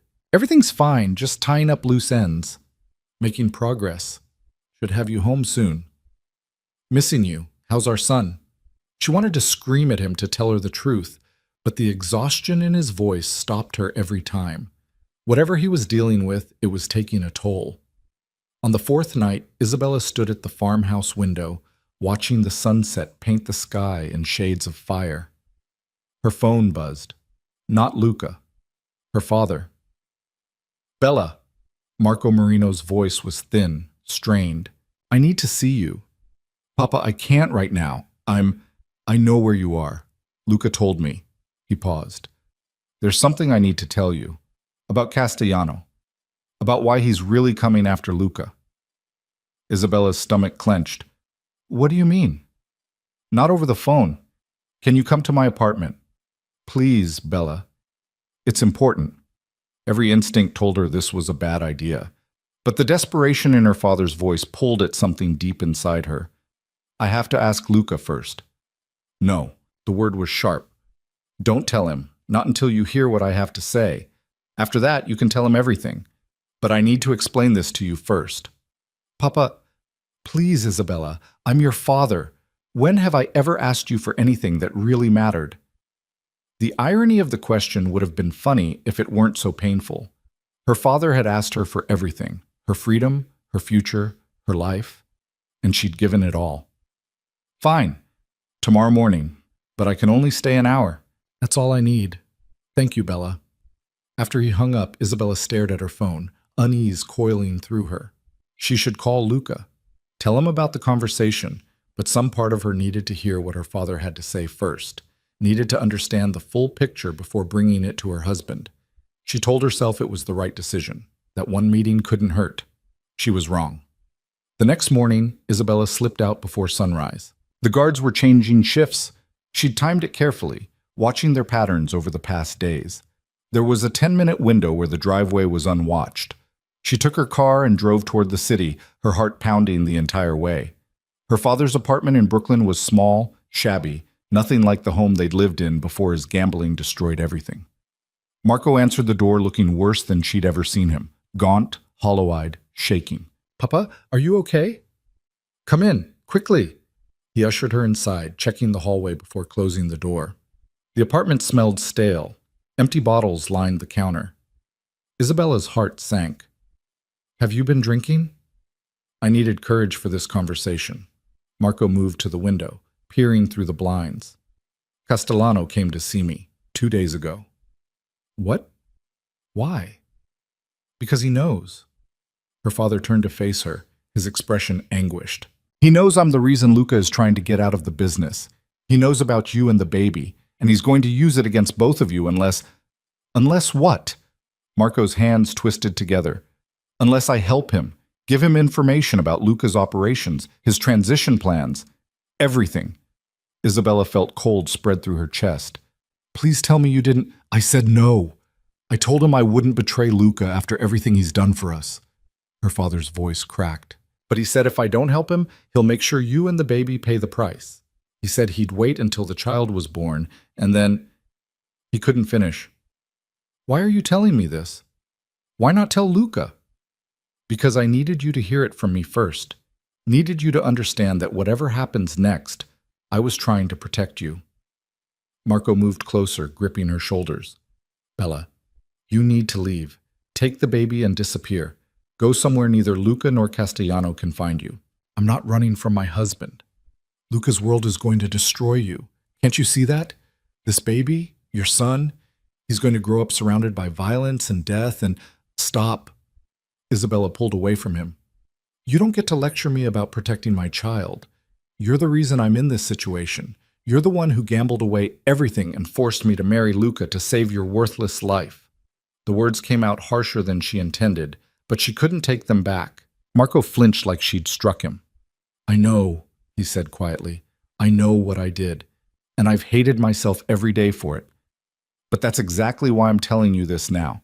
You still have a chance to get out, to build a different life. I don't want a different life. I want the one I have with Luca. Even knowing what he is? What he's done? Yes. The certainty in her voice surprised even her. Even knowing everything. Marco stared at her for a long moment, then nodded slowly. Then I'll tell Castellano no. Whatever happens to me, happens. You need to tell Luca about this conversation today. I will, after you're safely back at the safe house. Her father moved to hug her, and she let him, feeling the frailty in his frame. I'm sorry, Bella, for all of it. I know, Papa. She left soon after, her mind spinning. On the drive back, she tried to process everything. Castellano threatening her father. The demand for information. One moment she was alone on the country road. She was so focused on her thoughts that she didn't notice the car following her until it was too late. One moment she was alone on the country road leading back to the safe house. The next, a black SUV was forcing her off the road, her tires skidding on gravel as she fought for control. Her car came to a stop against a tree, the impact jolting, but not severe. Before she could process what was happening, men were surrounding her vehicle, yanking open the door. Out! Now! Isabella's hands went instinctively to her stomach, protecting the swell where her son grew. Please, I'm pregnant. We know. That's why you're worth something. The man who spoke was tall, cold-eyed, with a scar running down his left cheek. Castellano wants to meet the woman who made Luca Moretti go soft. They pulled her from the car roughly. Isabella tried to fight, tried to scream, but a hand clamped over her mouth and she was being dragged toward the SUV. Then gunfire erupted. The men surrounding her scattered, returning fire toward the trees. Through the chaos, Isabella saw him, Marco, Luca's second-in-command, emerging from cover with a gun in each hand, his kind face transformed into something deadly. Get down! He shouted. Isabella dropped to the ground, covering her head as bullets flew overhead. The firefight lasted less than a minute, but it felt like hours. When silence finally fell, Marco was there, pulling her up, checking her for injuries. Are you hit? The baby?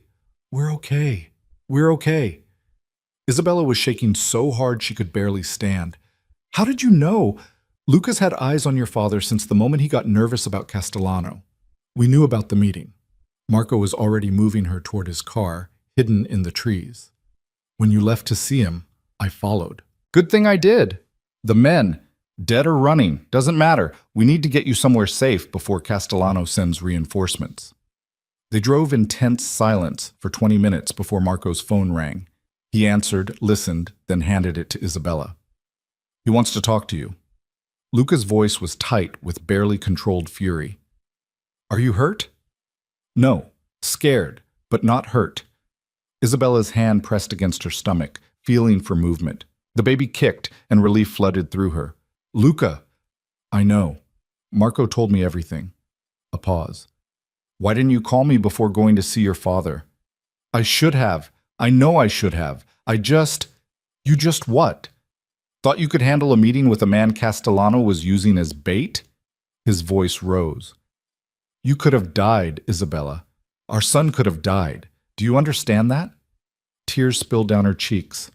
I'm sorry. Sorry doesn't help me when I get a call that my wife is being ambushed on a back road. He took a shaky breath. Marco's taking you to a different location, somewhere Castellano doesn't know about. You'll stay there until this is over. How long will that be? As long as it takes. His tone softened slightly. I need to know you're safe so I can focus on ending this. Can you do that for me? Stay put and let me handle Castellano? Yes. Good. I'll come to you as soon as I can. I love you. I love you too. The line went dead. Isabella handed the phone back to Marco, who was watching her with sympathy. He'll get through this, Marco said. Luca always does. At what cost? Marco didn't answer. The new safe house was actually a compound, a sprawling estate in the Catskills with security that would make a military base jealous. Armed guards patrolled the perimeter. Cameras covered every angle. Isabella was shown to a suite of rooms that were luxurious but felt unmistakably like a prison. Mr. Moretti said to make you comfortable, the head of security explained. Anything you need, just ask. What she needed was her husband. What she needed was to stop being a liability that he had to protect while fighting a war. The days blurred together. Isabella tried to stay calm for the baby's sake, but anxiety gnawed at her constantly. Luca called twice a day, his conversations brief and carefully neutral. He never gave details about what he was doing, but she could hear the exhaustion creeping into his voice. A week after the ambush, Maria arrived with fresh clothes and groceries. Mr. Moretti sent me, the housekeeper explained, bustling around the kitchen. Said you'd be going stir-crazy by now. How is he? Maria's expression grew troubled. Tired, angry, determined. She paused in her unpacking. He's planning something big. I can always tell. He gets this look, like he's already made a decision and is just working out the details. What kind of decision? The kind that usually ends with someone not walking away. Maria touched Isabella's arm gently. But you shouldn't worry. He's doing this for you and the baby, to make sure you can have a normal life. Normal. The word felt absurd.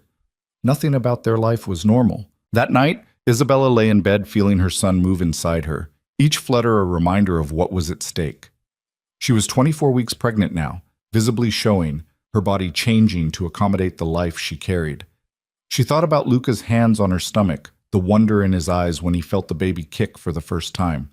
The way he'd started talking to her belly, telling their son stories about the grandfather he'd never meet, about the world they were building for him. She thought about blood on his hands and the cold emptiness in his eyes after he'd killed to protect her. Two sides of the same man, gentle and violent, loving and dangerous. Her husband. The phone rang at midnight. Isabella grabbed it immediately. Luca? It's done. His voice was flat, emotionless. Castellano is dead. His organization is being absorbed by families that won't come after us. The threat is over. Relief and dread warred inside her. Are you okay? I will be. Once I see you. A pause. I'm coming to get you tomorrow. We're going home. What did you do? What I had to. He exhaled slowly. We'll talk about it when I get there. Get some rest, Cara. This is almost over. But when he hung up, Isabella couldn't sleep, because she knew with terrible certainty that whatever Luca had done to end Castellano, it had cost him something. She could hear it in his voice. The emptiness, the weariness, the price of keeping them safe. Luca arrived the next afternoon, and the moment Isabella saw him, her heart broke. He looked like he'd aged years in the 2 weeks since she'd seen him last. Dark circles shadowed his eyes. His jaw was rough with stubble. He moved with the careful control of someone holding themselves together through sheer will. She ran to him anyway, throwing her arms around him despite her growing belly. Luca caught her, burying his face in her hair. I missed you, he breathed. Every second you were gone, I missed you. I'm here now. We're safe now. Are we? He pulled back to look at her, his hands framing her face. I killed 11 people this week, Isabella. 11! Castellano and everyone close to him. I burned his operations to the ground and made it clear that coming after my family was a death sentence. You did what you had to do. Did I? Or did I prove that I'm exactly the monster everyone thinks I am? Isabella pressed her hands over his, holding them against her face. You're not a monster. You're a man protecting his family. There's not much difference sometimes. His thumb traced her cheekbone. I need to tell you something about what happened. About what I did. They sat together on a couch in the suite, Luca's arm around her shoulders, Isabella leaning against him. And he told her everything. How he'd tracked Castellano to a warehouse in Newark. How he'd walked in alone, unarmed, offering to negotiate. How Castellano had laughed and said the only negotiation was Luca giving up everything or watching his wife and child die. How Luca had smiled and triggered the explosive he'd planted in the building's foundation. I walked out, Luca said quietly, and the warehouse came down behind me. Castellano and 8 of his men died in the collapse. The other 3, the ones who'd organized the ambush on you, I handled personally afterward. Isabella absorbed this, trying to reconcile the gentle hands holding her with the violence he described. Are you horrified? Luca asked. I don't know what I am. She turned to look at him. You killed people. Lots of people. That should horrify me, but all I feel is grateful that you came home.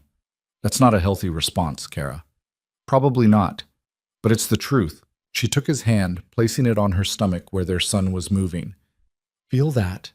That's your child, our son. He exists because you protected us, however you had to do it. Luca's expression crumbled. He pressed his forehead to hers, his breath shaky. I'm so tired, Isabella. Tired of the violence. Tired of having to be this person. I just want to take you home and be a normal husband preparing for his son's birth. Then let's do that. Let's go home and start over. It's not that simple. Yes, it is. Isabella pulled back, forcing him to meet her eyes. You said the threat is over. Castellano is dead. You're transitioning to legitimate business, so let's actually do it. Let's leave this safe house and go home and start building the life we want. What if there are more threats? What if... Then we'll deal with them together. But I'm not living in fear anymore, Luca. I'm not hiding in safe houses while you fight wars to protect me. We're a family. We face things together. He stared at her for a long moment, something shifting in his expression. Then he kissed her, deep and desperate, like she was air and he'd been drowning. Okay, he whispered against her lips. Together. No more separation. They went home the next day. The penthouse felt different somehow, brighter, safer, like the shadows had been cleared out along with the threat. Maria had prepared a welcome home dinner, and they ate together while Luca told her about the progress on his legitimate business ventures. The real estate development is moving forward. The tech investments are paying off. In 6 months, maybe less, my income will be entirely legal. He reached across the table for her hand. I'm keeping my word. Building something our son can be proud of. I'm already proud of you. Why? I'm a murderer who's trying to clean up his act. You're a father who's changing his entire life to give his child something better. That takes more courage than anything else you've done. Luca's eyes shone with emotion. How did I get so lucky? You married a woman desperate enough to say yes, and fell in love with her anyway. They finished dinner and moved to the couch, Isabella curled against Luca's side, his hand resting on her stomach. The baby kicked against his palm, and Luca smiled. A real smile, warm and genuine. He's active tonight. He knows his father's home. Does he? Luca's voice was soft. I hope so. I hope he knows I'd do anything for him. For both of you. He'll know. We'll make sure of it. They sat in comfortable silence, the city glittering beyond the windows, their future finally starting to take shape. Isabella felt peaceful for the first time in weeks. Then she felt something else, a sensation in her belly that wasn't quite right. Not pain, but pressure. Tightness. Luca, her hand gripped his arm. Something's wrong. He was instantly alert. What kind of wrong? I don't know. It feels... The pressure increased, becoming unmistakably pain. Isabella gasped. We need to call the doctor. Luca already had his phone out, dialing. While he talked to the on-call physician, describing Isabella's symptoms, the pain worsened. By the time he hung up, she was doubled over. He said to go to the hospital, now. Luca scooped her up, carrying her toward the elevator. It's going to be okay. You're going to be fine. But Isabella could see the fear in his eyes, could feel her own terror rising as the pain came in waves. She was only 24 weeks pregnant. If the baby came now... No. She couldn't think about that. The hospital was a blur of emergency room procedures and concerned faces. A doctor performed an ultrasound while Isabella gripped Luca's hand hard enough to hurt. The baby's heartbeat is strong, the doctor said, but you're having contractions. We need to stop them before you go into active labor. It's too early, Isabella whispered. He's too small. We're going to do everything we can to keep him inside where he belongs. The doctor was already ordering medications, calling for specialists. Mrs. Moretti, you need to stay as calm as possible. Stress can make this worse. They admitted her overnight, pumping her full of drugs to stop the contractions. Luca never left her side, holding her hand through each wave of pain, his face pale but determined. This is my fault, he said as dawn broke outside the hospital windows. The stress of everything with Castellano, the ambush. Stop. Isabella squeezed his hand. This isn't anyone's fault. Sometimes these things just happen. But if I'd handled things differently, you handled things the only way you could, and we're going to be fine, all three of us. The medications worked. By morning, the contractions had stopped. The doctor put Isabella on strict bed rest for the next 2 weeks, monitoring for any signs of preterm labor. If you make it to 32 weeks, the baby's chances improve dramatically, the obstetrician explained. So our goal is keeping him cooking as long as possible. Luca took the restrictions seriously. He transformed their bedroom into a command center, setting up everything Isabella might need within arm's reach. He worked from home, conducting business from the sitting area while she rested.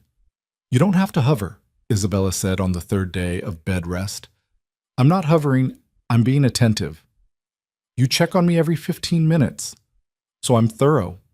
He sat on the edge of the bed, pressing a kiss to her forehead. Humor me, Cara. After almost losing you both, I need to make sure you're okay.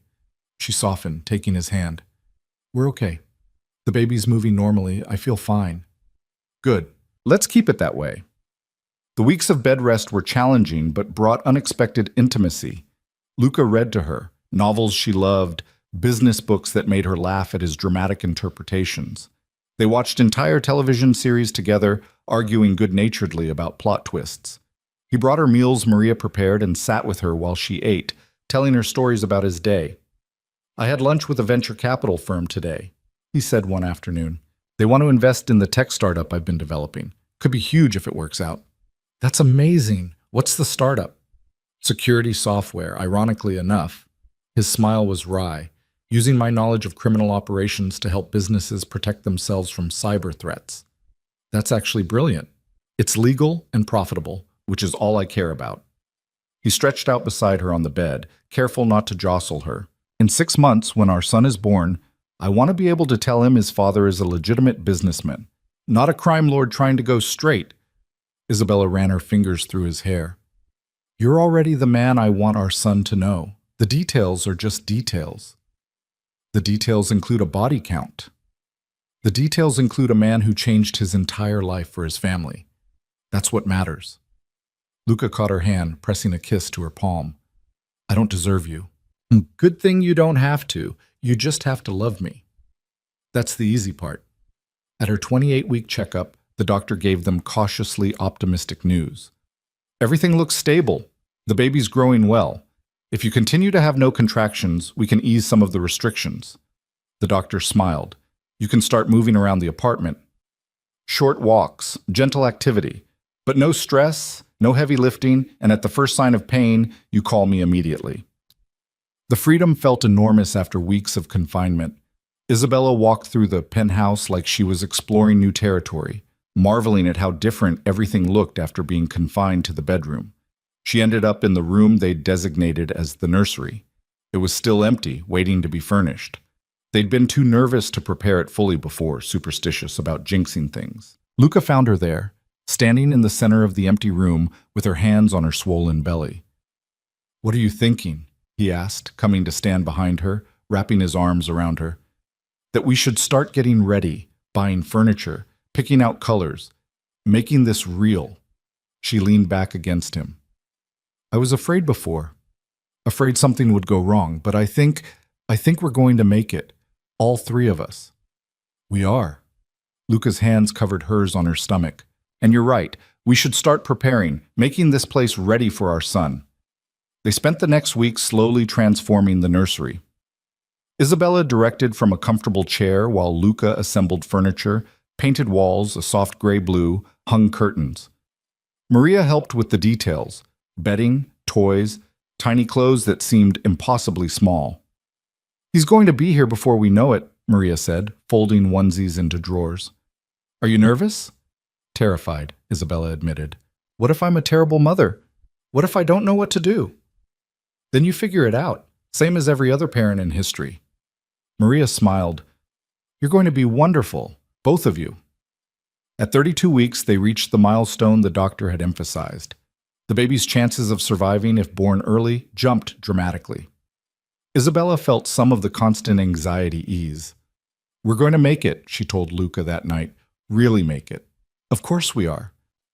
He was sprawled beside her on the bed, his hand tracing patterns on her belly. "This kid's too stubborn to come early. He gets that from you." "From me? You're the most stubborn person I know. Determined, not stubborn." "Uh-huh. Keep telling yourself that."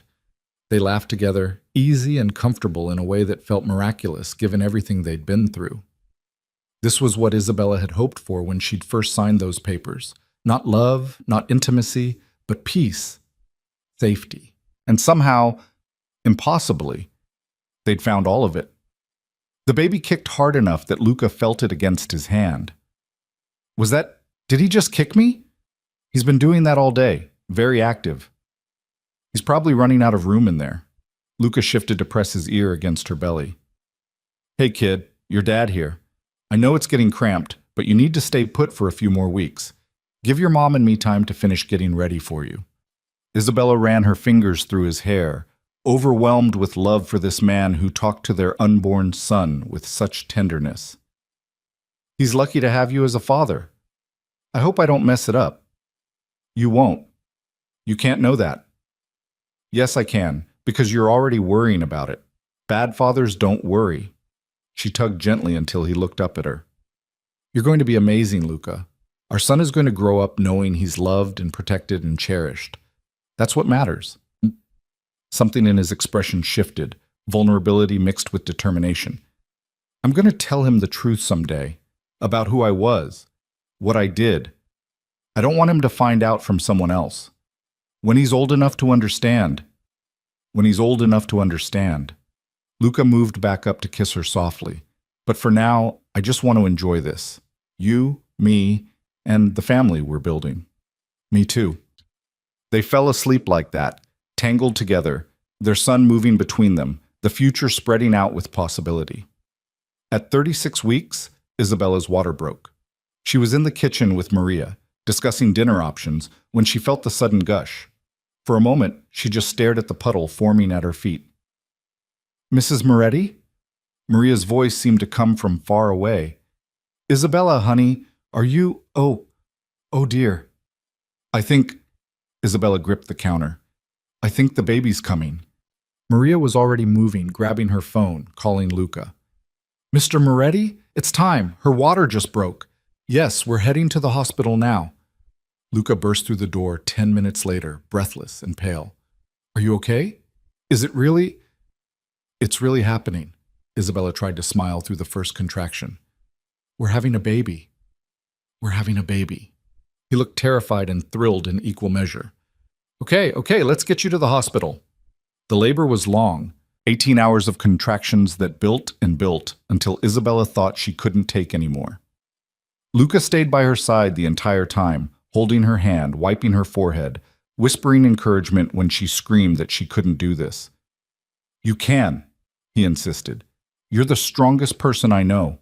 You've survived my world, my violence, my mistakes. You can do this." "I hate you right now," she panted between contractions.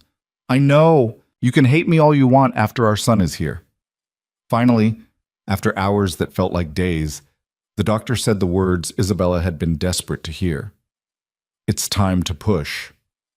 Everything narrowed to that singular focus, pushing through the pain, following the doctor's instructions, Luca's voice in her ear telling her she was doing great. She was almost there, just a little more. And then, a cry. Sharp and indignant, and the most beautiful sound Isabella had ever heard. "It's a boy," the doctor announced. lifting a small, squirming, perfect baby into view. Congratulations. They placed him on Isabella's chest, and she looked down at her son, with his dark hair and tiny fists and eyes that blinked open to reveal deep brown irises that would probably darken to match his father's. "Hi," she whispered, tears streaming down her face. "Hi, baby. We've been waiting for you." Luca was crying too, his hand gentle on the baby's head. "He's perfect. Isabella, he's perfect." "He is." She looked up at her husband, seeing the wonder and love and fear in his expression. "We did it. You did it. I just held your hand. You did more than that." Isabella shifted slightly, making room. "Do you want to hold your son?" The nurse helped transfer the baby to Luca's arms. He held the infant like he was made of glass, staring down at the tiny face with an expression of such profound love that Isabella's heart ached. "Hey, kid," Luca said softly. "I'm your dad, and I promise you, I swear to you, I'm going to give you the life you deserve. You're never going to have to be afraid. You're never going to wonder if you're loved, and you're never going to see the darkness I came from. That's my promise to you." The baby yawned, completely unconcerned with the vow being made. Isabella watched them together, her dangerous husband holding their innocent son, and felt the last pieces of her heart settle into place. This was her family, built from obligation and debt and circumstances neither of them would have chosen. But somehow, impossibly, it had become real. They named him Alessandro, after Luca's grandfather, a man who'd apparently been kind where Luca's father had been cruel, gentle where others in the family had been violent. "He taught me that strength didn't have to mean brutality," Luca explained as they filled out the birth certificate paperwork. "That you could be powerful and still have a heart. I want our son to know that's possible." Alessandro Marco Moretti. The name looked official on paper, permanent in a way that made Isabella's chest tight with emotion. This was real. This tiny human sleeping in the bassinet beside her hospital bed was theirs, depending on them for everything. The responsibility was terrifying. "What if I mess this up?" Isabella whispered that first night, watching Alessandro sleep. "What if I'm a terrible mother?" Luca was sprawled in the chair beside her bed, exhausted but unable to stop staring at their son. "You won't be. Look at him. He's already crazy about you. He's 2 hours old. He doesn't know enough to have opinions yet. He knows his mother's voice. Watch." Luca gently lifted the sleeping baby, bringing him to Isabella.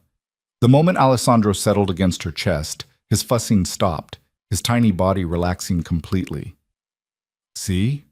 Luca's voice was soft with wonder. "He knows where he belongs." The first weeks home were a blur of sleepless nights and steep learning curves. Alessandro had strong opinions about everything: when he wanted to eat, how he wanted to be held, the exact temperature his bathwater should be. Isabella and Luca stumbled through it together, learning as they went. "I don't think I'm doing this right," Luca said one night at 3 a.m, trying to soothe a crying Alessandro while Isabella pumped. "He won't stop crying. Try the bounce thing. He likes when you walk and bounce at the same time." Luca started moving, adding a gentle bounce to his steps. Alessandro's cries gradually subsided into hiccups, then silence. "How did you know that would work?" "I didn't, but Maria said babies like movement because it reminds them of being in the womb." Isabella finished pumping, coming to stand beside him. "You're doing great, by the way." "I feel like I'm constantly on the edge of breaking him." "He's tougher than he looks. He'd have to be, with us as parents." Luca smiled at that, still swaying gently with their son against his shoulder. "We're a mess, aren't we?" "The best kind of mess."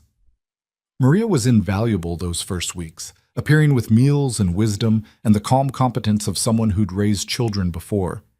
She showed Isabella how to swaddle Alessandro properly, taught Luca the right way to support a newborn's head, and took night shifts when they were both too exhausted to function. "You're saving our lives," Isabella told her one morning, "just helping you find your feet." Maria smiled, rocking Alessandro in her experienced arms. "You'll get the hang of it. Every parent does." Isabella's father visited when Alessandro was 2 weeks old. Marco Marino stood in the nursery doorway, looking older and smaller than ever, his hands shaking as he watched Luca change their son's diaper. "He's beautiful," Marco said quietly. "Looks like you, Bella." He has Luca's eyes. Isabella came to stand beside her father. Do you want to hold him? I'm not sure I should. Papa, he's your grandson. Of course you should hold him. Luca carefully transferred the baby to Marco's arms. The older man held Alessandro like he was made of porcelain, tears streaming down his weathered face. I'm sorry, Marco whispered, for everything I put you through, every mistake I made that led you here. Those mistakes gave me this, Isabella said, gesturing to Luca, to Alessandro, to the life they'd built. So maybe they weren't entirely bad. You're too forgiving. Maybe. Or maybe I just learned that holding on to anger takes too much energy. She touched her father's arm gently. You're sober now. You're trying. That's what matters. Marco had indeed gotten sober after the incident with Castellano, shaken enough by how close he'd come to getting his daughter killed that he'd finally committed to recovery. Luca had quietly paid for the rehab facility, never mentioning it to Isabella until Maria let it slip. Why didn't you tell me? Isabella had asked. Because it wasn't for you. It was for him. Luca had shrugged. He's your father, and he's Alessandro's grandfather. I'd like our son to have one grandparent who's actually present in his life. Now, watching her father hold her son with such tenderness, Isabella felt grateful for Luca's quiet generosity, for the man he'd become despite everything working against him. Alessandro thrived.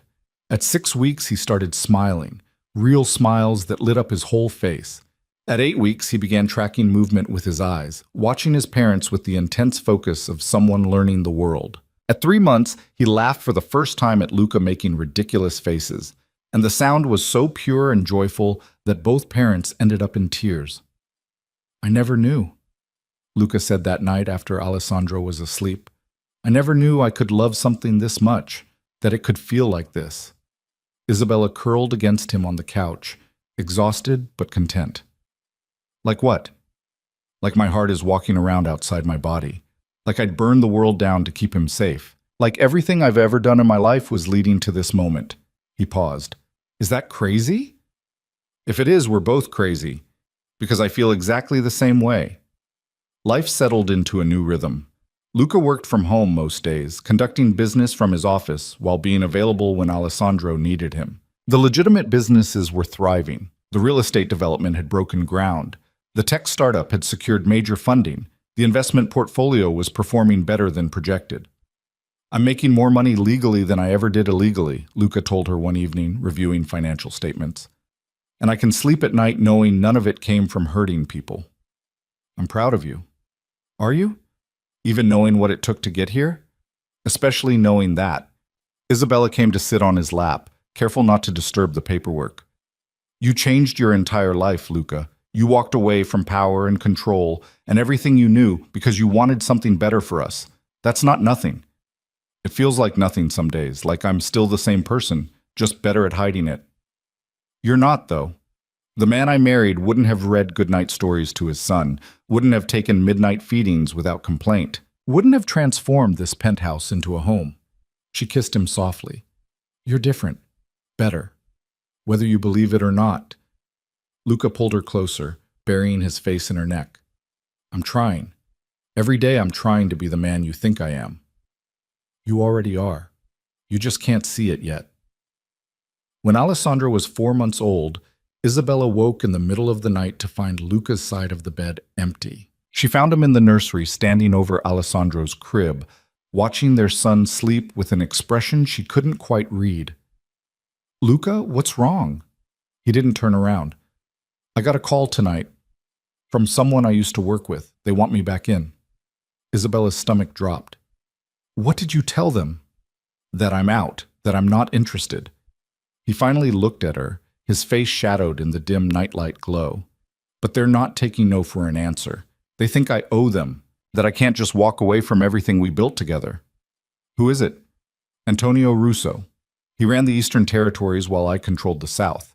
We worked together for years. Luca's hands gripped the crib rail. He's calling in old debts, saying I owe him for contracts he lost when I went legitimate. Do you? Owe him? Technically, yes. When I pulled out, it created a power vacuum. Other families moved in on territories we'd controlled jointly. Antonio lost ground because of my decisions. He ran a hand through his hair. But I also saved his life twice and gave him opportunities he never would have had otherwise. So ethically, I don't think I owe him anything. What does he want? For me to come back, help him reclaim what was lost. Use my connections and reputation to rebuild. Luca's laugh was bitter. He doesn't understand that those connections are exactly what I'm trying to leave behind. Isabella moved to stand beside him, looking down at Alessandro's sleeping face.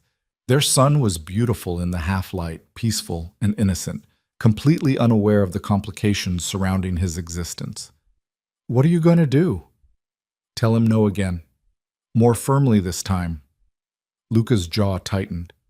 And if he doesn't listen, I'll make it clear that threats against my family will be handled the same way Castellanos were. Luca, I know I said I was done with violence, but I won't let anyone threaten what we've built. He looked at her, his eyes dark and serious. I need you to understand that. If it comes down to protecting you and Alessandro or staying clean, I'm choosing you every time. I don't want you to have to make that choice. Neither do I. But if Russo forces my hand... He didn't finish the sentence. Isabella took his hand, lacing their fingers together. Then we'll deal with it. Together. Like we've dealt with everything else. I'm supposed to be past this. Past the threats and the violence and the constant looking over my shoulder. Maybe that's not realistic. Maybe the past doesn't let go that easily. She squeezed his hand. But we're stronger now than we were. We have more to fight for. And we have each other. Luca pulled her into his arms, holding her tightly while Alessandro slept peacefully nearby. I love you, more than I thought I was capable of loving anyone. I love you too, and we're going to get through this. But over the next weeks, it became clear that Antonio Russo wasn't backing down. The phone calls continued, each one more insistent than the last. Then came the messages, photos of Isabella and Alessandro on their morning walks in Central Park, surveillance images that made it clear they were being watched. He's trying to intimidate me, Luca said grimly, studying the latest photo. Show me he can get to you whenever he wants. Is it working? Absolutely. But not the way he thinks. Luca's expression was cold, controlled. He's reminding me exactly how ruthless I can be when someone threatens my family. What are you going to do? Meet with him, face to face. Make it clear that this ends now, one way or another. Isabella's hands twisted together. What if it's a trap? Then I'll handle it. Luca, I won't let him hurt you, Isabella. Or Alessandro. I don't care what I have to do. He cupped her face gently. I need you to trust me on this. I do trust you. That's not the problem. The problem is I don't trust him. Neither do I. Which is why I'm bringing Marco and enough security to start a small war. He kissed her forehead. This will be over soon, I promise. The meeting was set for a restaurant Russo controlled in Little Italy. Luca left on a Tuesday evening, dressed in the dark suit that made him look dangerous and powerful, every inch the crime boss he'd been trying to leave behind. Isabella watched him go with dread coiling in her stomach. Alessandro fussed in her arms, picking up on her tension. It's okay, she murmured to him. Papa's going to be fine. He always is. But the hours crawled by with no word. 8 o'clock became 9, then 10. Isabella tried to stay calm, feeding Alessandro and putting him to bed, going through the familiar routines. But her hands shook as she changed his diaper, her mind conjuring increasingly terrible scenarios. At 11, her phone finally rang. Luca? It's handled. His voice was flat, exhausted. Russo won't be a problem anymore. What does that mean? What happened? I made him an offer. Gave him the option to walk away with his life and enough money to rebuild somewhere else, or stay and face the consequences of threatening my family. And? He took the money. He's leaving New York, permanently. A pause.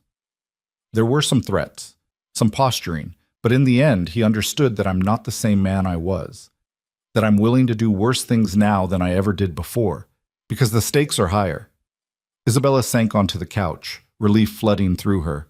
Are you okay? Physically, yes. Mentally, he sighed. I'll be home soon. We can talk about it then. When Luca arrived an hour later, he looked like he'd aged years. He went straight to Alessandro's room, standing over the crib for long minutes before finally coming to find Isabella in their bedroom. "I paid him $2 million to disappear," Luca said without preamble. $2 million of my own money to make a problem go away without violence. "That's good, though. That's the right choice. Is it? Or is it just showing weakness, proving that I can be bought off, that threats work if you push hard enough?" He sat heavily on the bed. "I keep second-guessing myself, wondering if my father would have just killed Russo and been done with it, if that's what I should have done." Isabella knelt in front of him, taking his hands. "Your father isn't here, and you're not him.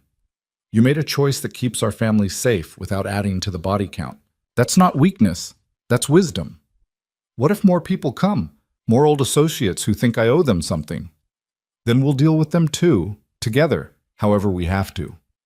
She met his eyes steadily. "But you can't live in fear of what might happen, Luca. You'll drive yourself crazy." "I already feel crazy, like I'm constantly waiting for the other shoe to drop, for someone to come after what's mine.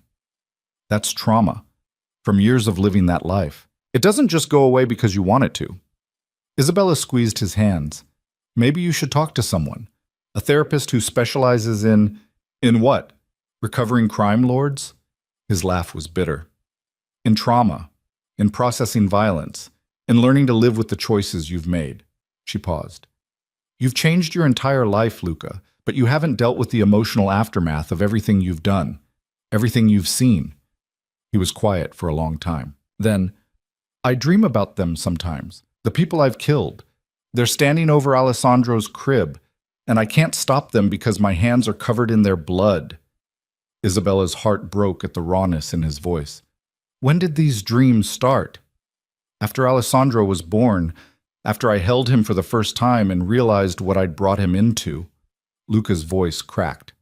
"I wanted to give him a clean slate, a fresh start. But how can I do that when I'm carrying around all this darkness?" "By acknowledging it, by working through it, by not letting it define you anymore." She climbed onto the bed beside him, pulling him down to lie with his head in her lap. "You're not your past, Luca. You're not the sum of the things you've done. You're a good father, a good husband, a good man who made bad choices and is trying to make better ones now." "I don't feel like a good man." "That's because you're holding yourself to an impossible standard. Nobody's perfect. Nobody gets through life without regrets." Her fingers combed through his hair gently. "But you're trying. You're changing. That's what matters."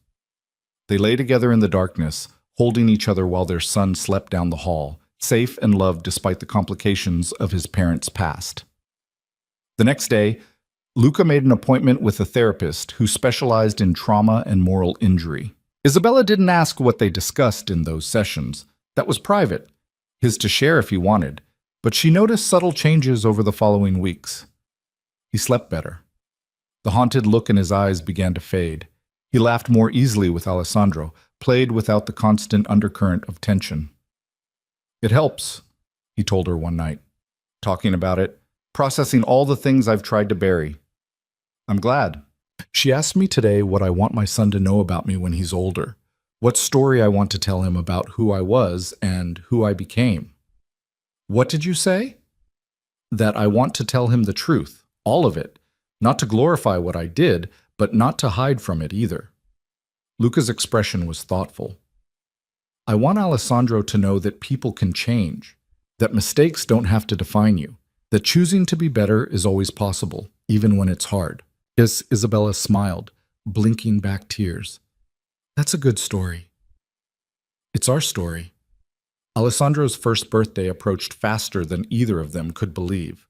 The tiny newborn had transformed into a curious, active baby who was constantly trying to pull himself up on furniture, babbling in a language only he understood, and charming everyone he met. "Where did the time go?" Isabella asked, watching Alessandro demolish a small cake Maria had made for the occasion. Their son had frosting in his hair, on his face, all over his hands, and looked absolutely delighted with himself. "I don't know, but I want it to slow down." Luca captured a photo on his phone, grinning. At this rate, he'll be graduating college next week. The party was small, just family and close friends. Marco was there, visibly emotional, as he watched his grandson play. Maria had outdone herself with decorations. Even Marco, Luca's second in command, had shown up with a ridiculously oversized stuffed bear. You know he can't even hold that thing yet, right? Luca said, eyeing the bear. Marco shrugged. He'll grow into it. Besides, every kid needs a bear bigger than they are. It's tradition. Isabella watched the celebration with a full heart. This was family, messy and imperfect and built from unlikely pieces, but family nonetheless. Her father, sober and trying. Maria, who'd become more grandmother than housekeeper. Marco, the dangerous man who never failed to be gentle with Alessandro. And Luca, who'd transformed from the cold stranger she'd married into the man she couldn't imagine living without. After everyone left and Alessandro was finally asleep, exhausted from excitement and sugar, Isabella and Luca collapsed on the couch together. We did it, she said. A whole year of parenting, and we haven't completely destroyed him. Yet, there's still time. Luca pulled her against his side. But seriously, I'm proud of us. We figured it out. We had help. We had each other. That's what mattered. Isabella tilted her head to look at him. Are you happy? Really happy? Happier than I've ever been. Happier than I thought I was capable of being. He kissed her softly. Are you? Yes. Even with all the complications in the past and the constant worry that something will go wrong, yes, I'm happy. Good, because I plan on keeping you this happy for the next 60 years or so. Only 60? Okay, 70. But I'm not making any promises after that. They laughed together, and Alessandro stirred in his sleep down the hall, and the city lights glittered beyond the windows, and everything felt right in a way Isabella had stopped believing was possible. But life, as always, had other plans. 2 weeks after Alessandro's birthday, Isabella started feeling unwell, nauseous in the mornings, exhausted by mid-afternoon, emotional over the smallest things. At first, she blamed it on a stomach bug, then on stress, then on lack of sleep. Maria was the one who finally connected the dots. Mrs. Moretti, the housekeeper said gently one morning, finding Isabella dry heaving over the kitchen sink. When was your last period? Isabella's mind went blank. Between caring for Alessandro and managing the household and everything else, she hadn't been paying attention to her cycle. When was the last time? Oh, I think I need to take a test, she said faintly. An hour later, she was staring at 2 pink lines, her hands shaking so badly she nearly dropped the test. Pregnant. Again. Alessandro was barely a year old. They'd been careful, mostly careful, but apparently not careful enough. Isabella pressed a hand to her stomach, trying to process this information. Another baby. Another child to love and protect and raise in this complicated life they'd built. Terror and joy warred inside her in equal measure. Isabella! Luca's voice came from the bedroom. Are you okay? Maria said you were sick. She emerged from the bathroom, test still in her hand.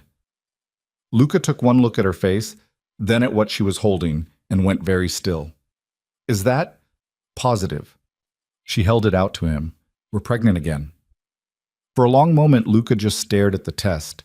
Then a slow smile spread across his face, pure, uncomplicated joy. We're having another baby. You're not upset? Upset? Isabella, this is... He pulled her into his arms, lifting her off her feet. This is amazing, overwhelming and terrifying and amazing. We have a 1-year-old. We're barely keeping our heads above water with 1 baby. Then we'll figure out how to manage with 2, same way we figured out everything else. He set her down gently, his hand moving to her still flat stomach. When? I don't know yet. I need to see the doctor, but based on symptoms, maybe 8 weeks?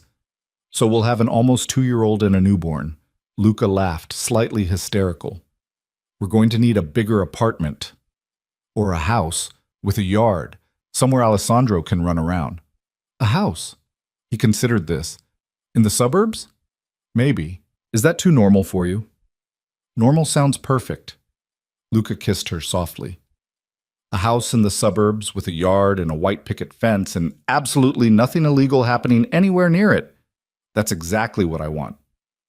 They stood together in the bathroom, hands linked over her stomach where their second child grew, and Isabella felt the future reshaping itself once again. More complicated, more terrifying, more full of love than she'd ever imagined possible. Are we crazy? She asked. Probably, but we've been crazy from the start. Might as well commit to it. The doctor confirmed the pregnancy 2 weeks later. 8 weeks along, due in early autumn. Everything looked healthy and normal. This time, the news felt less terrifying and more like a gift, proof that they were building something real, something lasting. They told Alessandro first, though at 13 months he had no idea what they were talking about. You're going to be a big brother, Luca told him seriously. That means you'll have to help us take care of the baby. Show them how to be brave and strong like you. Alessandro babbled something incomprehensible and tried to eat the ultrasound photo. I think that's approval, Isabella said, rescuing the picture. Definitely approval. They shared the news with family next. Marco cried again, happy tears this time. Maria immediately started planning, talking about converting the guest room into a second nursery. Even Marco, Luca's second-in-command, sent a congratulatory bottle of wine with a note that read, "For after the baby comes, you're going to need it." The pregnancy progressed smoothly. Isabella was less anxious this time, more confident in her body's ability to carry a child to term. Luca was attentive but not hovering, having learned from the first pregnancy when to help and when to give her space. At the 20-week ultrasound, they learned they were having another boy.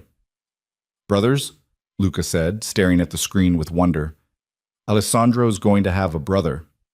Are you disappointed that it's not a girl? Are you kidding? I'm thrilled.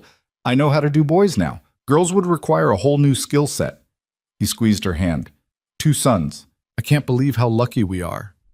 They started preparing for the second baby's arrival.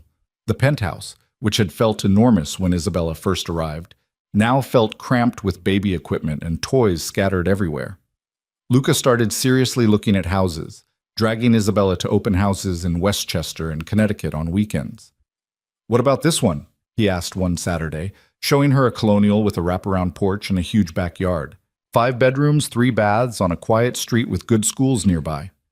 It's beautiful. Can we afford it? Cara, we can afford 10 of these. The question is whether you like it. Isabella walked through the empty rooms, imagining their family filling this space, Alessandro running through the halls, the new baby learning to crawl on these hardwood floors, family dinners in the big kitchen, lazy Sundays in the backyard. I love it, she said finally. It feels like home. They made an offer that day. By the time Isabella was 30 weeks pregnant, they owned a house in the suburbs. Everything she'd never let herself dream about when she first signed those papers to become Luca Moretti's wife. Moving happened quickly. Luca hired professionals to pack everything, but Isabella still found herself overwhelmed by the sheer amount of stuff they'd accumulated.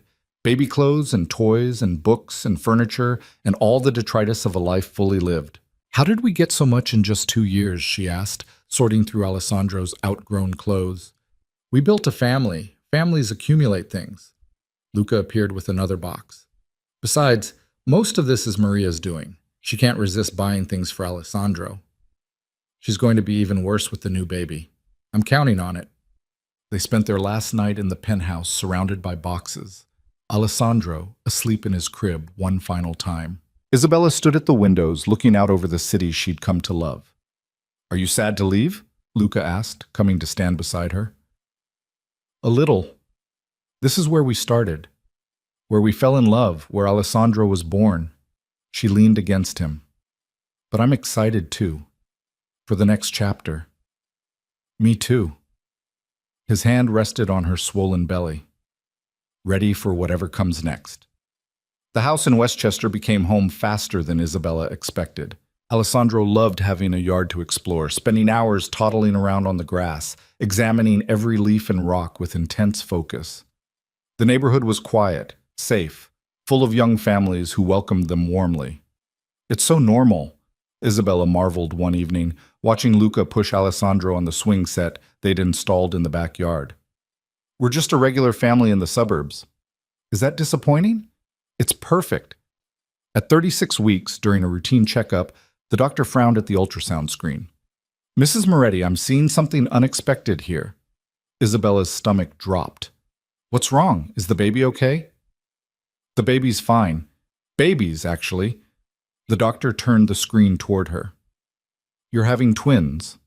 The world seemed to tilt. What? Twins. I'm not sure how we missed it in earlier scans. Sometimes one baby hides behind the other, but there are definitely two heartbeats here. Two healthy baby boys. Isabella couldn't breathe. Two babies. Congratulations. Though I imagine this comes as quite a shock. The doctor smiled sympathetically. The good news is both babies look healthy and are measuring right on track. The challenging news is we'll need to monitor you more closely and possibly deliver early to minimize risks. Isabella barely heard the rest of the appointment. Her mind was stuck on that one word. Twins. Not one new baby. Two. 3 children under 2 years old. She was going to need so much help. Luca took the news with surprising calm, though his face went pale when she told him. Twins, he repeated. Twins. So we're going to have 3 children. 3 boys, specifically. He sat down heavily on the couch. Okay, we can handle this. People have twins all the time. It's just 2 babies at once. Double the diapers, double the feeding, double the everything. Are you freaking out? Completely. You? Completely. Isabella sat beside him. But we'll figure it out, same way we figured out everything else. We're going to need more help, live-in help, probably. Maria already offered to move into the guest room. Of course she did. Luca laughed, slightly hysterical. 3 boys. We're going to have 3 sons. Are you okay with that? Really? He turned to look at her, and despite the shock in his eyes, she saw wonder there too. I'm terrified and overwhelmed. And completely unprepared. But yeah, I'm okay with it. Better than okay. His hand found hers. We're building something incredible here, Isabella. A family. A real family. That's worth any amount of chaos. The twins were born at 37 weeks via scheduled C-section, both healthy and screaming. Marco and Dante, named for Luca's second-in-command and Isabella's favorite poet. They were identical, with the same dark hair and eyes as their father and older brother, but with distinct personalities from day one. Marco was calm, watchful, content to observe the world around him. Dante was active, demanding, making his preferences known loudly and often. It's like having 2 completely different babies, Isabella marveled during one marathon feeding session, nursing both twins while Luca entertained Alessandro. 3 completely different babies, Luca corrected. Alessandro's nothing like either of them. Life became controlled chaos. 3 boys under 2 required military-level organization and more hands than Isabella and Luca had between them. Maria moved in permanently, taking over the guest room and becoming an indispensable third parent. Marco, Luca's friend, not the baby, stopped by frequently to help, his dangerous exterior hiding a surprising gentleness with children. You're good at this, Isabella told him one afternoon, watching him effortlessly soothe a fussy Dante. Marco shrugged. Had younger siblings growing up. You learn quick when you're the oldest of 6. 6? And you still voluntarily spend time around babies? These particular babies? Yeah, they're family. That word again. Family. It had expanded beyond anything Isabella could have imagined 2 years ago. Not just her and Luca and their children, but Maria and Marco and her father, all woven together into something messy and imperfect and utterly precious. The house was always noisy now, babies crying, Alessandro's toddler chatter, adults moving through their routines. It was exhausting and overwhelming, and nothing like the quiet, controlled life Isabella had imagined having. It was perfect. On a quiet morning when the twins were 3 months old, Isabella woke to find Luca already awake, sitting by the window with Marco, the baby, not the man, in his arms. Couldn't sleep? She asked softly. Wanted to think. He looked down at the infant in his arms. 3 sons. We have 3 sons, Isabella. I know. I was there when they were born. That's not what I mean. He turned to face her. I keep thinking about the man I was when we met, the life I was living, the things I was willing to do. His voice dropped. And then I look at them, at our boys, and I can't believe I get to be their father, that I get to be the person who teaches them about the world. It feels like more than I deserve. Isabella moved to sit beside him, careful not to wake the sleeping baby. You're exactly the father they need, the father they deserve. How can you be so sure? Because you love them. Because you changed everything about your life to give them something better. Because even when you're exhausted and overwhelmed, you show up. She took his free hand. That's what being a good parent is, Luca. Not being perfect, just being present. He was quiet for a moment, then, I want to propose to you again. Isabella blinked. We're already married, twice. I know, but I want to do it right this time. Not because of debt or obligation or arrangements, just because I love you and I want to choose you consciously and deliberately every single day for the rest of my life. Tears pricked her eyes. You already do that. Then let me make it official. Let me give you the proposal you deserved the first time. He shifted baby Marco to one arm, reaching into his pocket with the other. He pulled out a small box. Isabella Moretti, will you marry me? Again, for real this time? She opened the box to find a stunning ring, simple, elegant, perfect. Nothing like the ostentatious jewelry she'd expected from a man of Luca's wealth. Just a beautiful symbol of a love that had grown from the most unlikely soil. Yes, she whispered. Always yes. They planned the ceremony for a Saturday in June when the twins were 6 months old and Alessandro had just turned 2. Nothing elaborate, just their backyard transformed with white chairs and flowers, an arch covered in climbing roses, and the people who mattered most. Isabella wore a simple cream dress that flowed around her still recovering body, her dark hair loose around her shoulders. She looked nothing like the frightened woman who'd signed papers in that law office 3 years ago, and everything like the person she'd become, confident, loved, home. Luca stood under the arch in a charcoal suit, Alessandro clinging to his leg while Maria held the twins in the front row. When he saw Isabella walking toward him, his expression transformed into something so tender it made her breath catch. Hi, she said when she reached him, unable to stop smiling. Hi yourself. He took her hands, and Alessandro immediately demanded, Mama up. In a minute, sweetheart, Isabella promised, but Luca was already bending to lift their oldest son between them. We're all in this together, he said. Might as well make it official. The officiant smiled. Shall we begin? The vows they'd written were simple. Luca spoke first, his voice steady, despite the emotion shining in his eyes. Isabella, 3 years ago you saved my life by agreeing to marry me, though neither of us knew it at the time. You saw past the monster I thought I was and found the man I could become. You gave me a family, a home, a reason to be better than everything I'd been taught.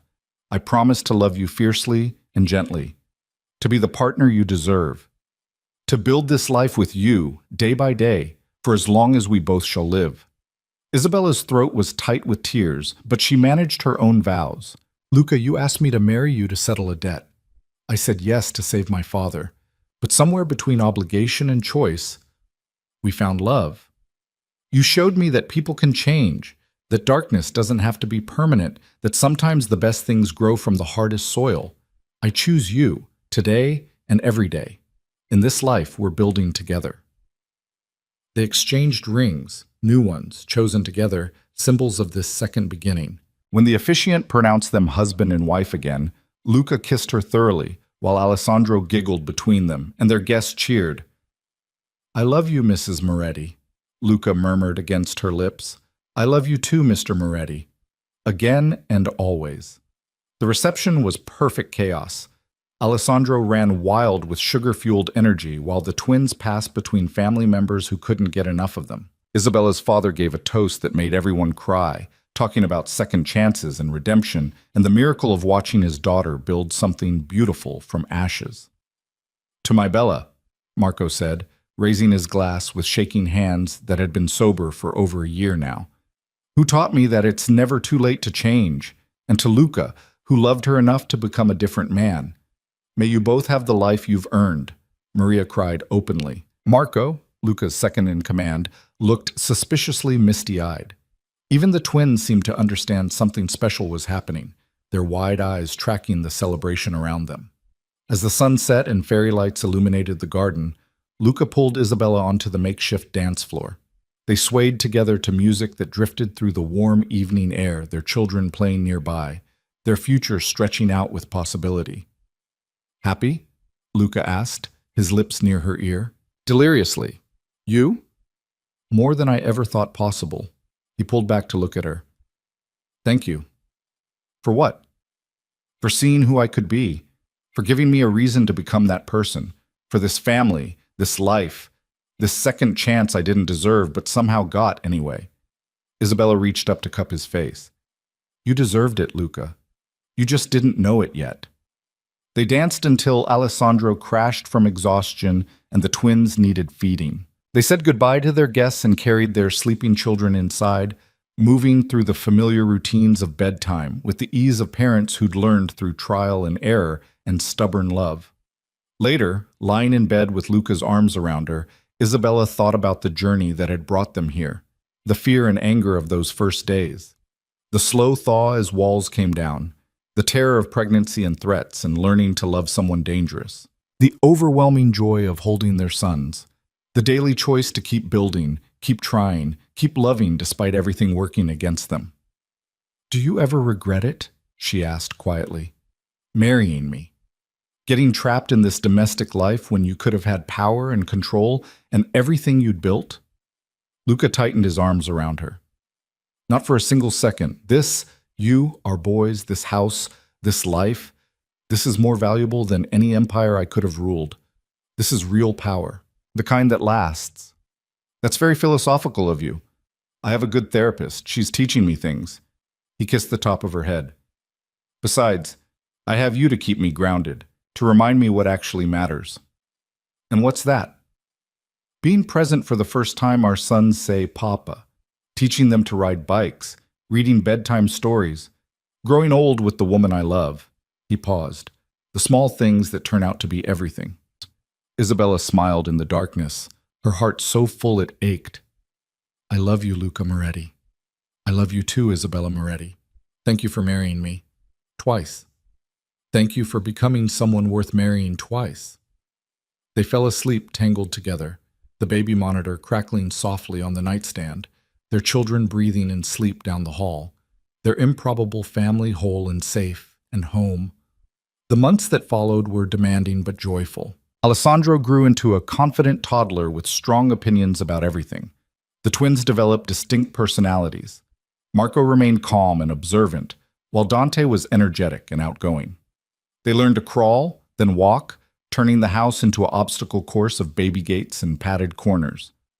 Luca's legitimate businesses continued to thrive. The real estate development won awards.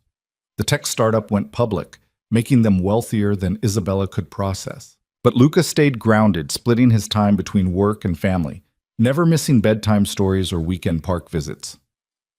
I used to think power meant controlling territories and commanding fear, he told Isabella one Sunday afternoon while they watched their boys play in the backyard. Now I know it means being the person your kids run to when they're hurt. Being the man your wife trusts completely. Building something that lasts beyond you. Look at you getting all profound. I'm a work in progress. He pulled her closer on the porch swing. But I'm working toward the right things now. Isabella had started her bookstore, a cozy shop in downtown Westchester filled with carefully curated titles and comfortable reading nooks. It wasn't profitable yet, might never be, but it fed something in her soul that had been hungry since she'd abandoned her art history degree to care for her father. This makes me happy, she told Luca one evening after closing, standing in her shop surrounded by books and possibilities. Really, truly happy. Good. You deserve to have something that's just yours. He handed her a cup of coffee, looking around the space with pride. You've built something beautiful here. We've built something beautiful everywhere. She gestured vaguely, meaning the shop, the house, their family, their life. All of it, together. Together, Luca agreed, pulling her close. That's the only way it works. When Alessandro was 3 and the twins were 18 months old, Isabella's father collapsed at his apartment. The call came at 2 a.m. Marco Marino had been rushed to the hospital with a heart attack. They found him in the ICU, tubes and monitors transforming him into something fragile and breakable. The doctor's prognosis was grave, significant damage to his heart, complicated by years of alcohol abuse and neglect.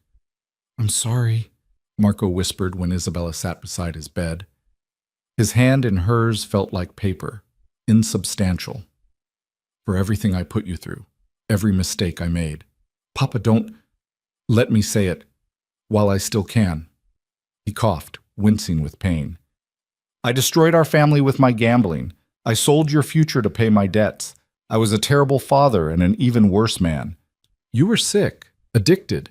That's not the same as being terrible, isn't it? His eyes were wet. I've been sober a year, Bella. 1 year out of a lifetime of mistakes. That doesn't erase anything. Isabella squeezed his hand carefully. No, but it means you tried. You're still trying. That counts for something. I want my grandsons to remember me as the man I became, not the one I was. He looked at her with desperate hope. Is that possible? Can people really change that much?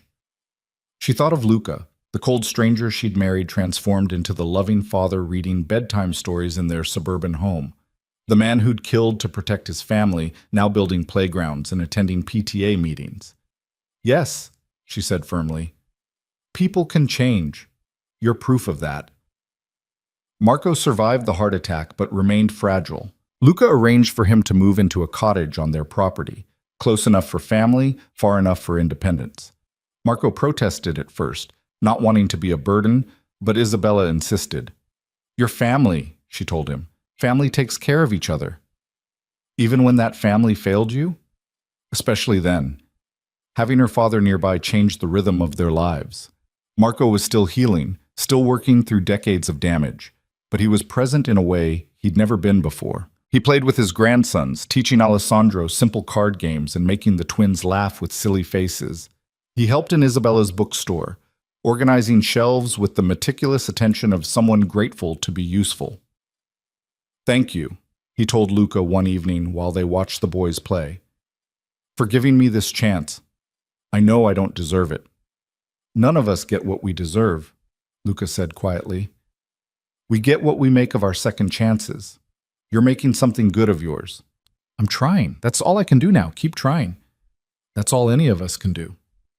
The years unfolded with the messy beauty of family life.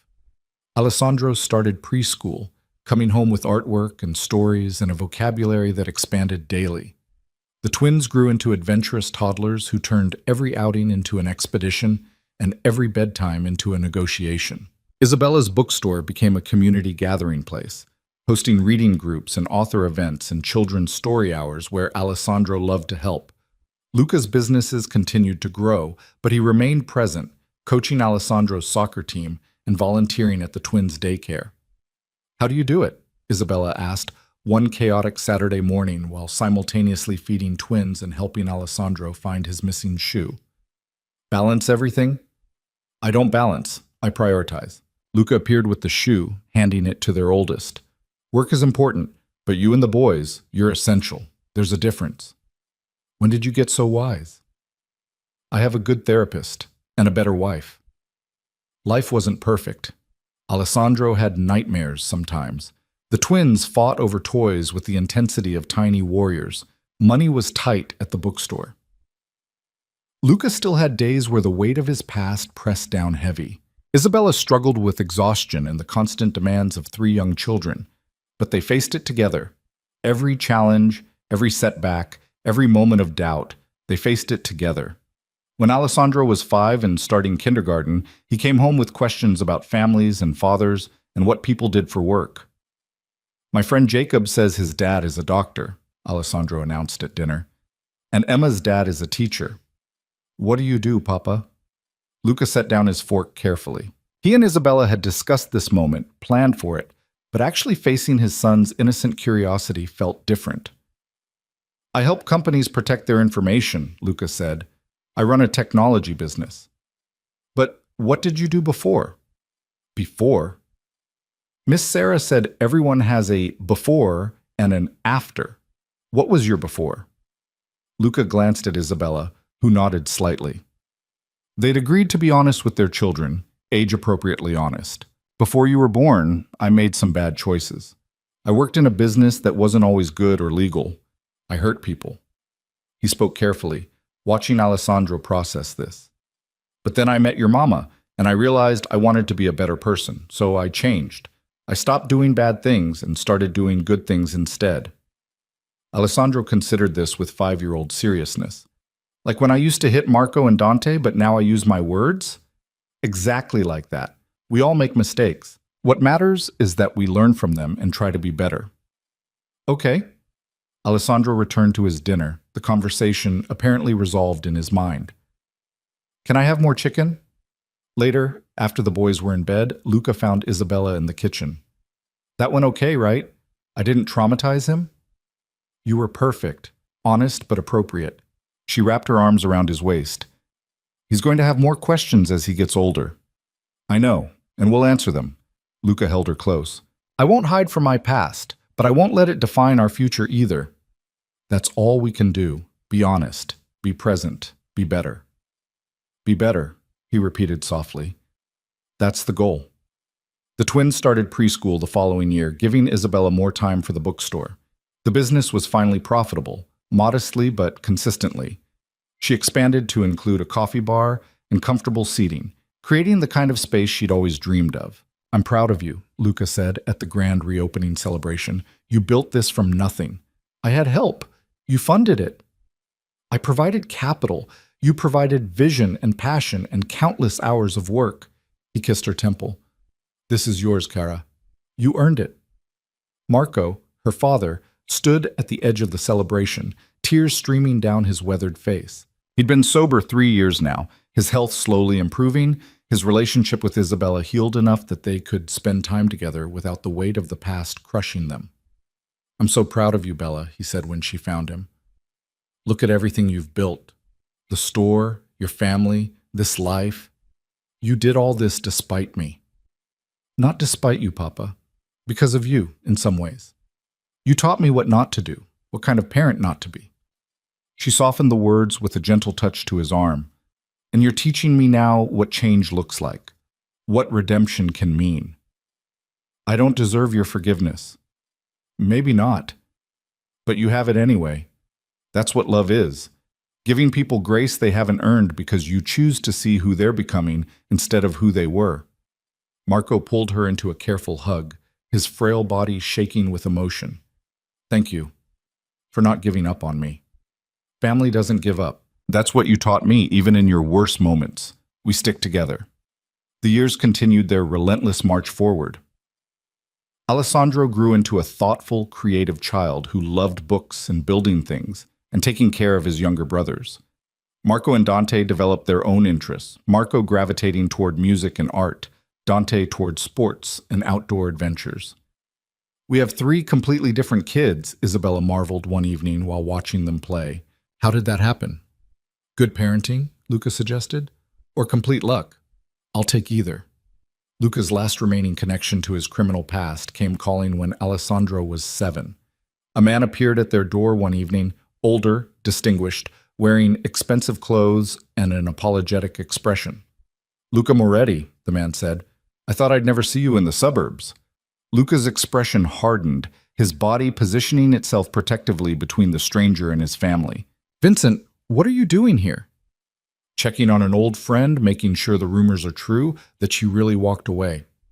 Vincent's eyes moved past Luca to Isabella and the boys visible through the window. I see they are. I'm done with that life, completely done.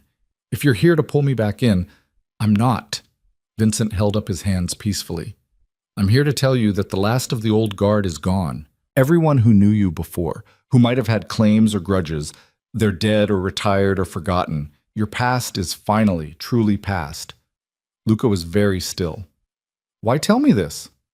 Because you deserve to know. You earned your way out, Luca. You paid every debt, settled every score, and did it without burning bridges or making enemies. Vincent smiled slightly. You're free, really free. No one's coming after you. No one remembers enough to care. Thank you for telling me. Thank you for showing it was possible to change, to walk away. Vincent glanced past him again at the domestic scene inside. You built something good here. I hope you know how rare that is. I do. After Vincent left, Luca stood on the porch for a long time, staring at nothing. Isabella came out to join him, wrapping her arms around him from behind. You okay? He said, I'm free. That the past is really gone. Luca's voice was rough with emotion. I didn't think I'd ever hear those words. How does it feel? Terrifying, like waiting for the other shoe to drop. Or maybe it feels like closure, like you can finally stop looking over your shoulder. Luca turned to face her, his eyes bright with unshed tears. I spent so many years running from who I was, and now I can finally just be who I've become. Who have you become? A father, a husband, a man who coaches Little League and attends PTA meetings and reads bedtime stories. A man who loves his family more than power or money or anything else. He cupped her face gently.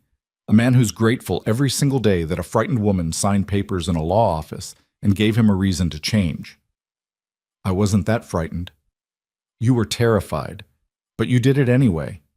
And somehow, we turned obligation into love, contracts into family, darkness into this.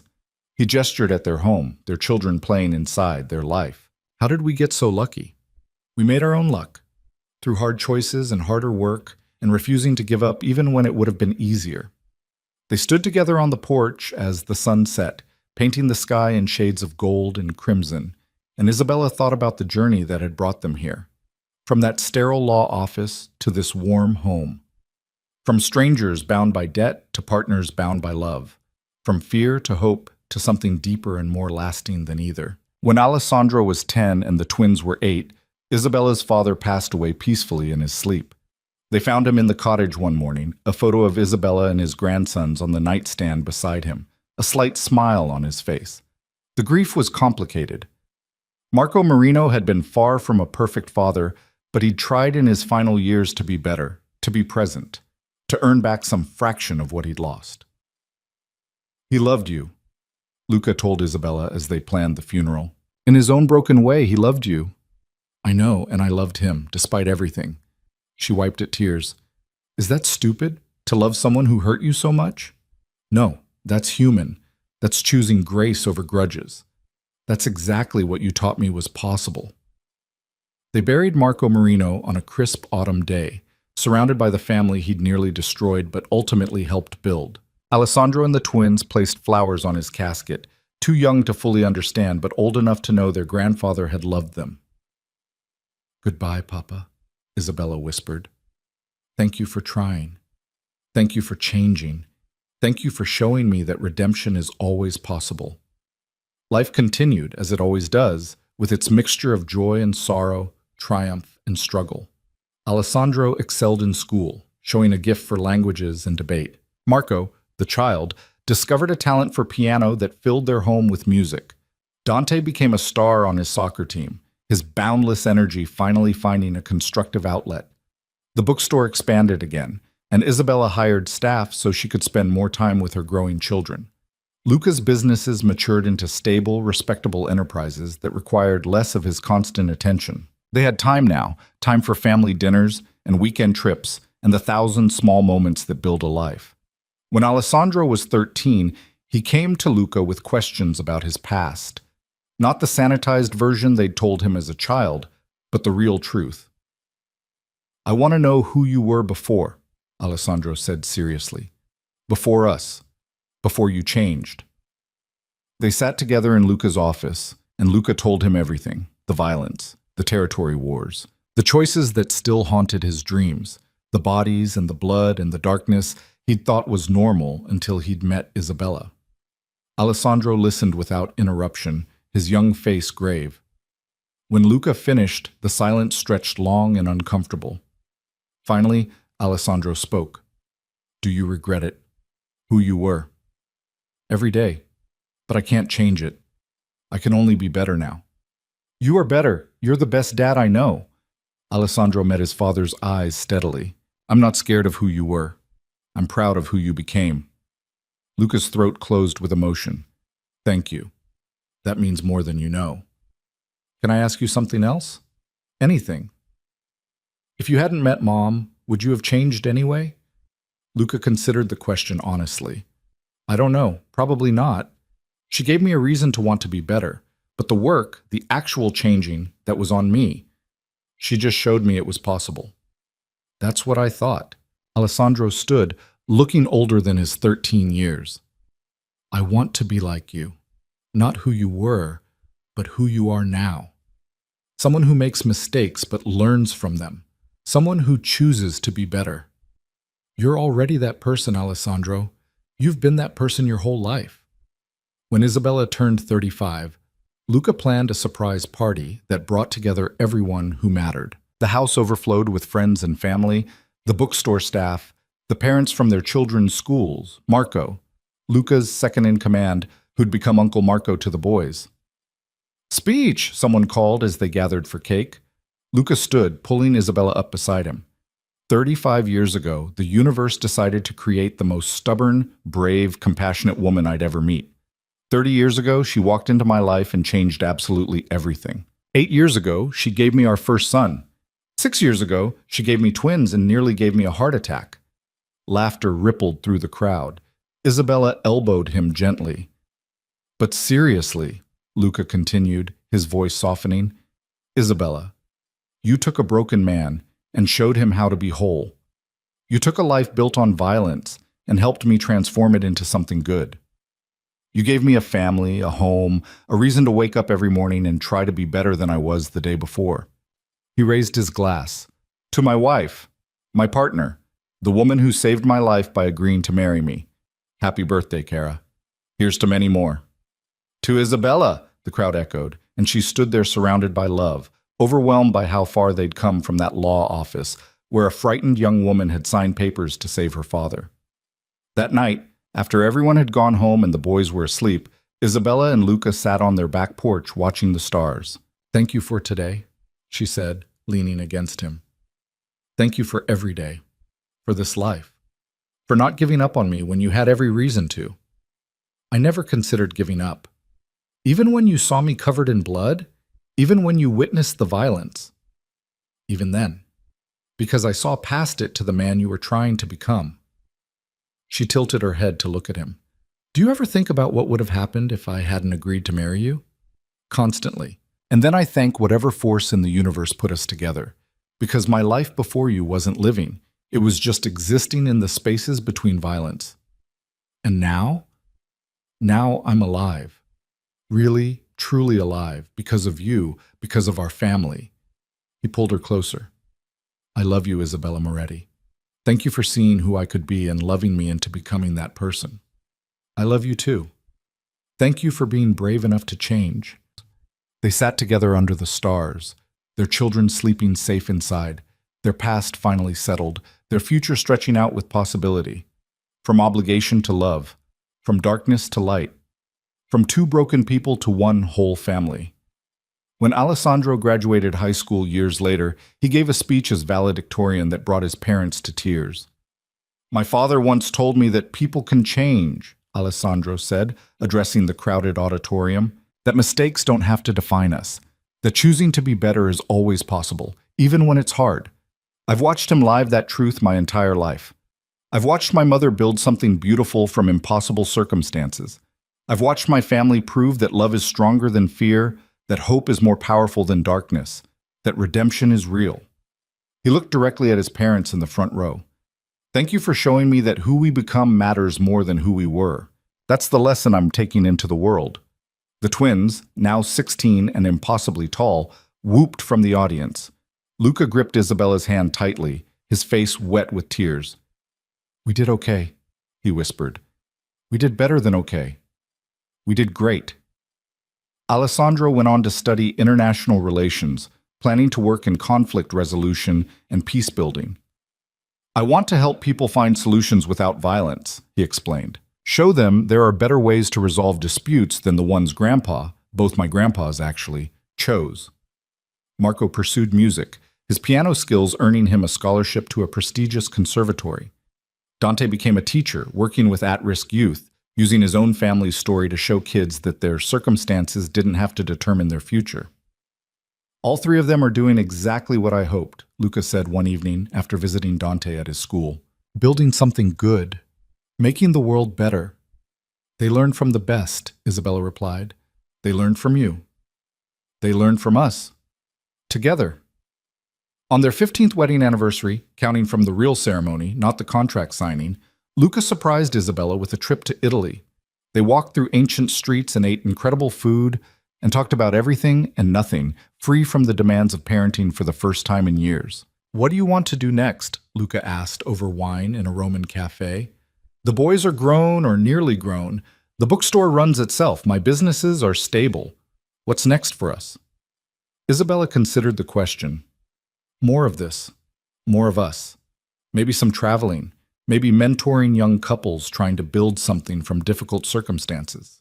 Maybe just enjoying being together without constantly being needed. That sounds perfect.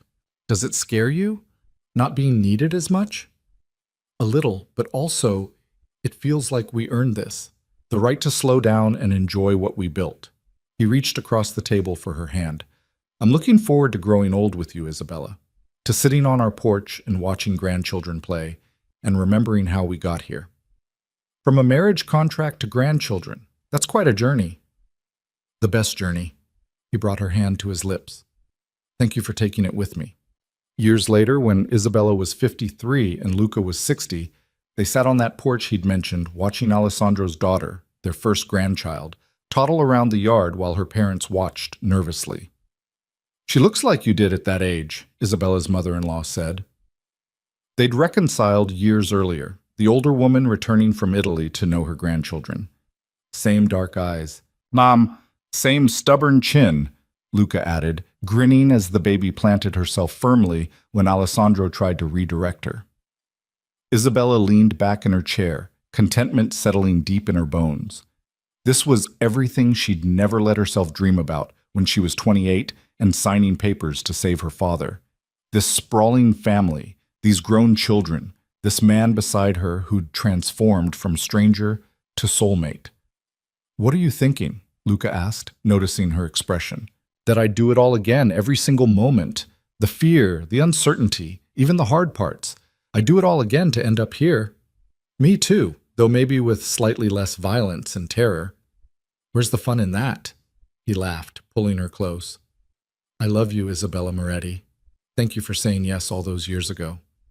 Thank you for becoming someone worth saying yes to." They sat together as the sun set, watching their family, holding each other, grateful for the impossible journey that had brought them here. From a marriage meant to save a family to a family that saved them both. From obligation to love, from darkness to light, from two broken people to one beautiful, complicated, perfectly imperfect life. Isabella thought about the young woman she'd been, terrified in that law office, signing away her freedom for her father's life. She thought she was giving up everything. Instead, she'd found everything she never knew she needed. "No regrets?" Luca asked quietly. "Not a single one. Not even when I was at my worst? Especially not then, because your worst showed me how extraordinary your best could be." She kissed him softly. "We made it, Luca. Against all odds, we made it. We did. And we're still making it every day." Their granddaughter squealed with delight at something, and Alessandro scooped her up, spinning her around while she giggled. The twins appeared with their partners, Marco bringing his boyfriend and Dante his wife.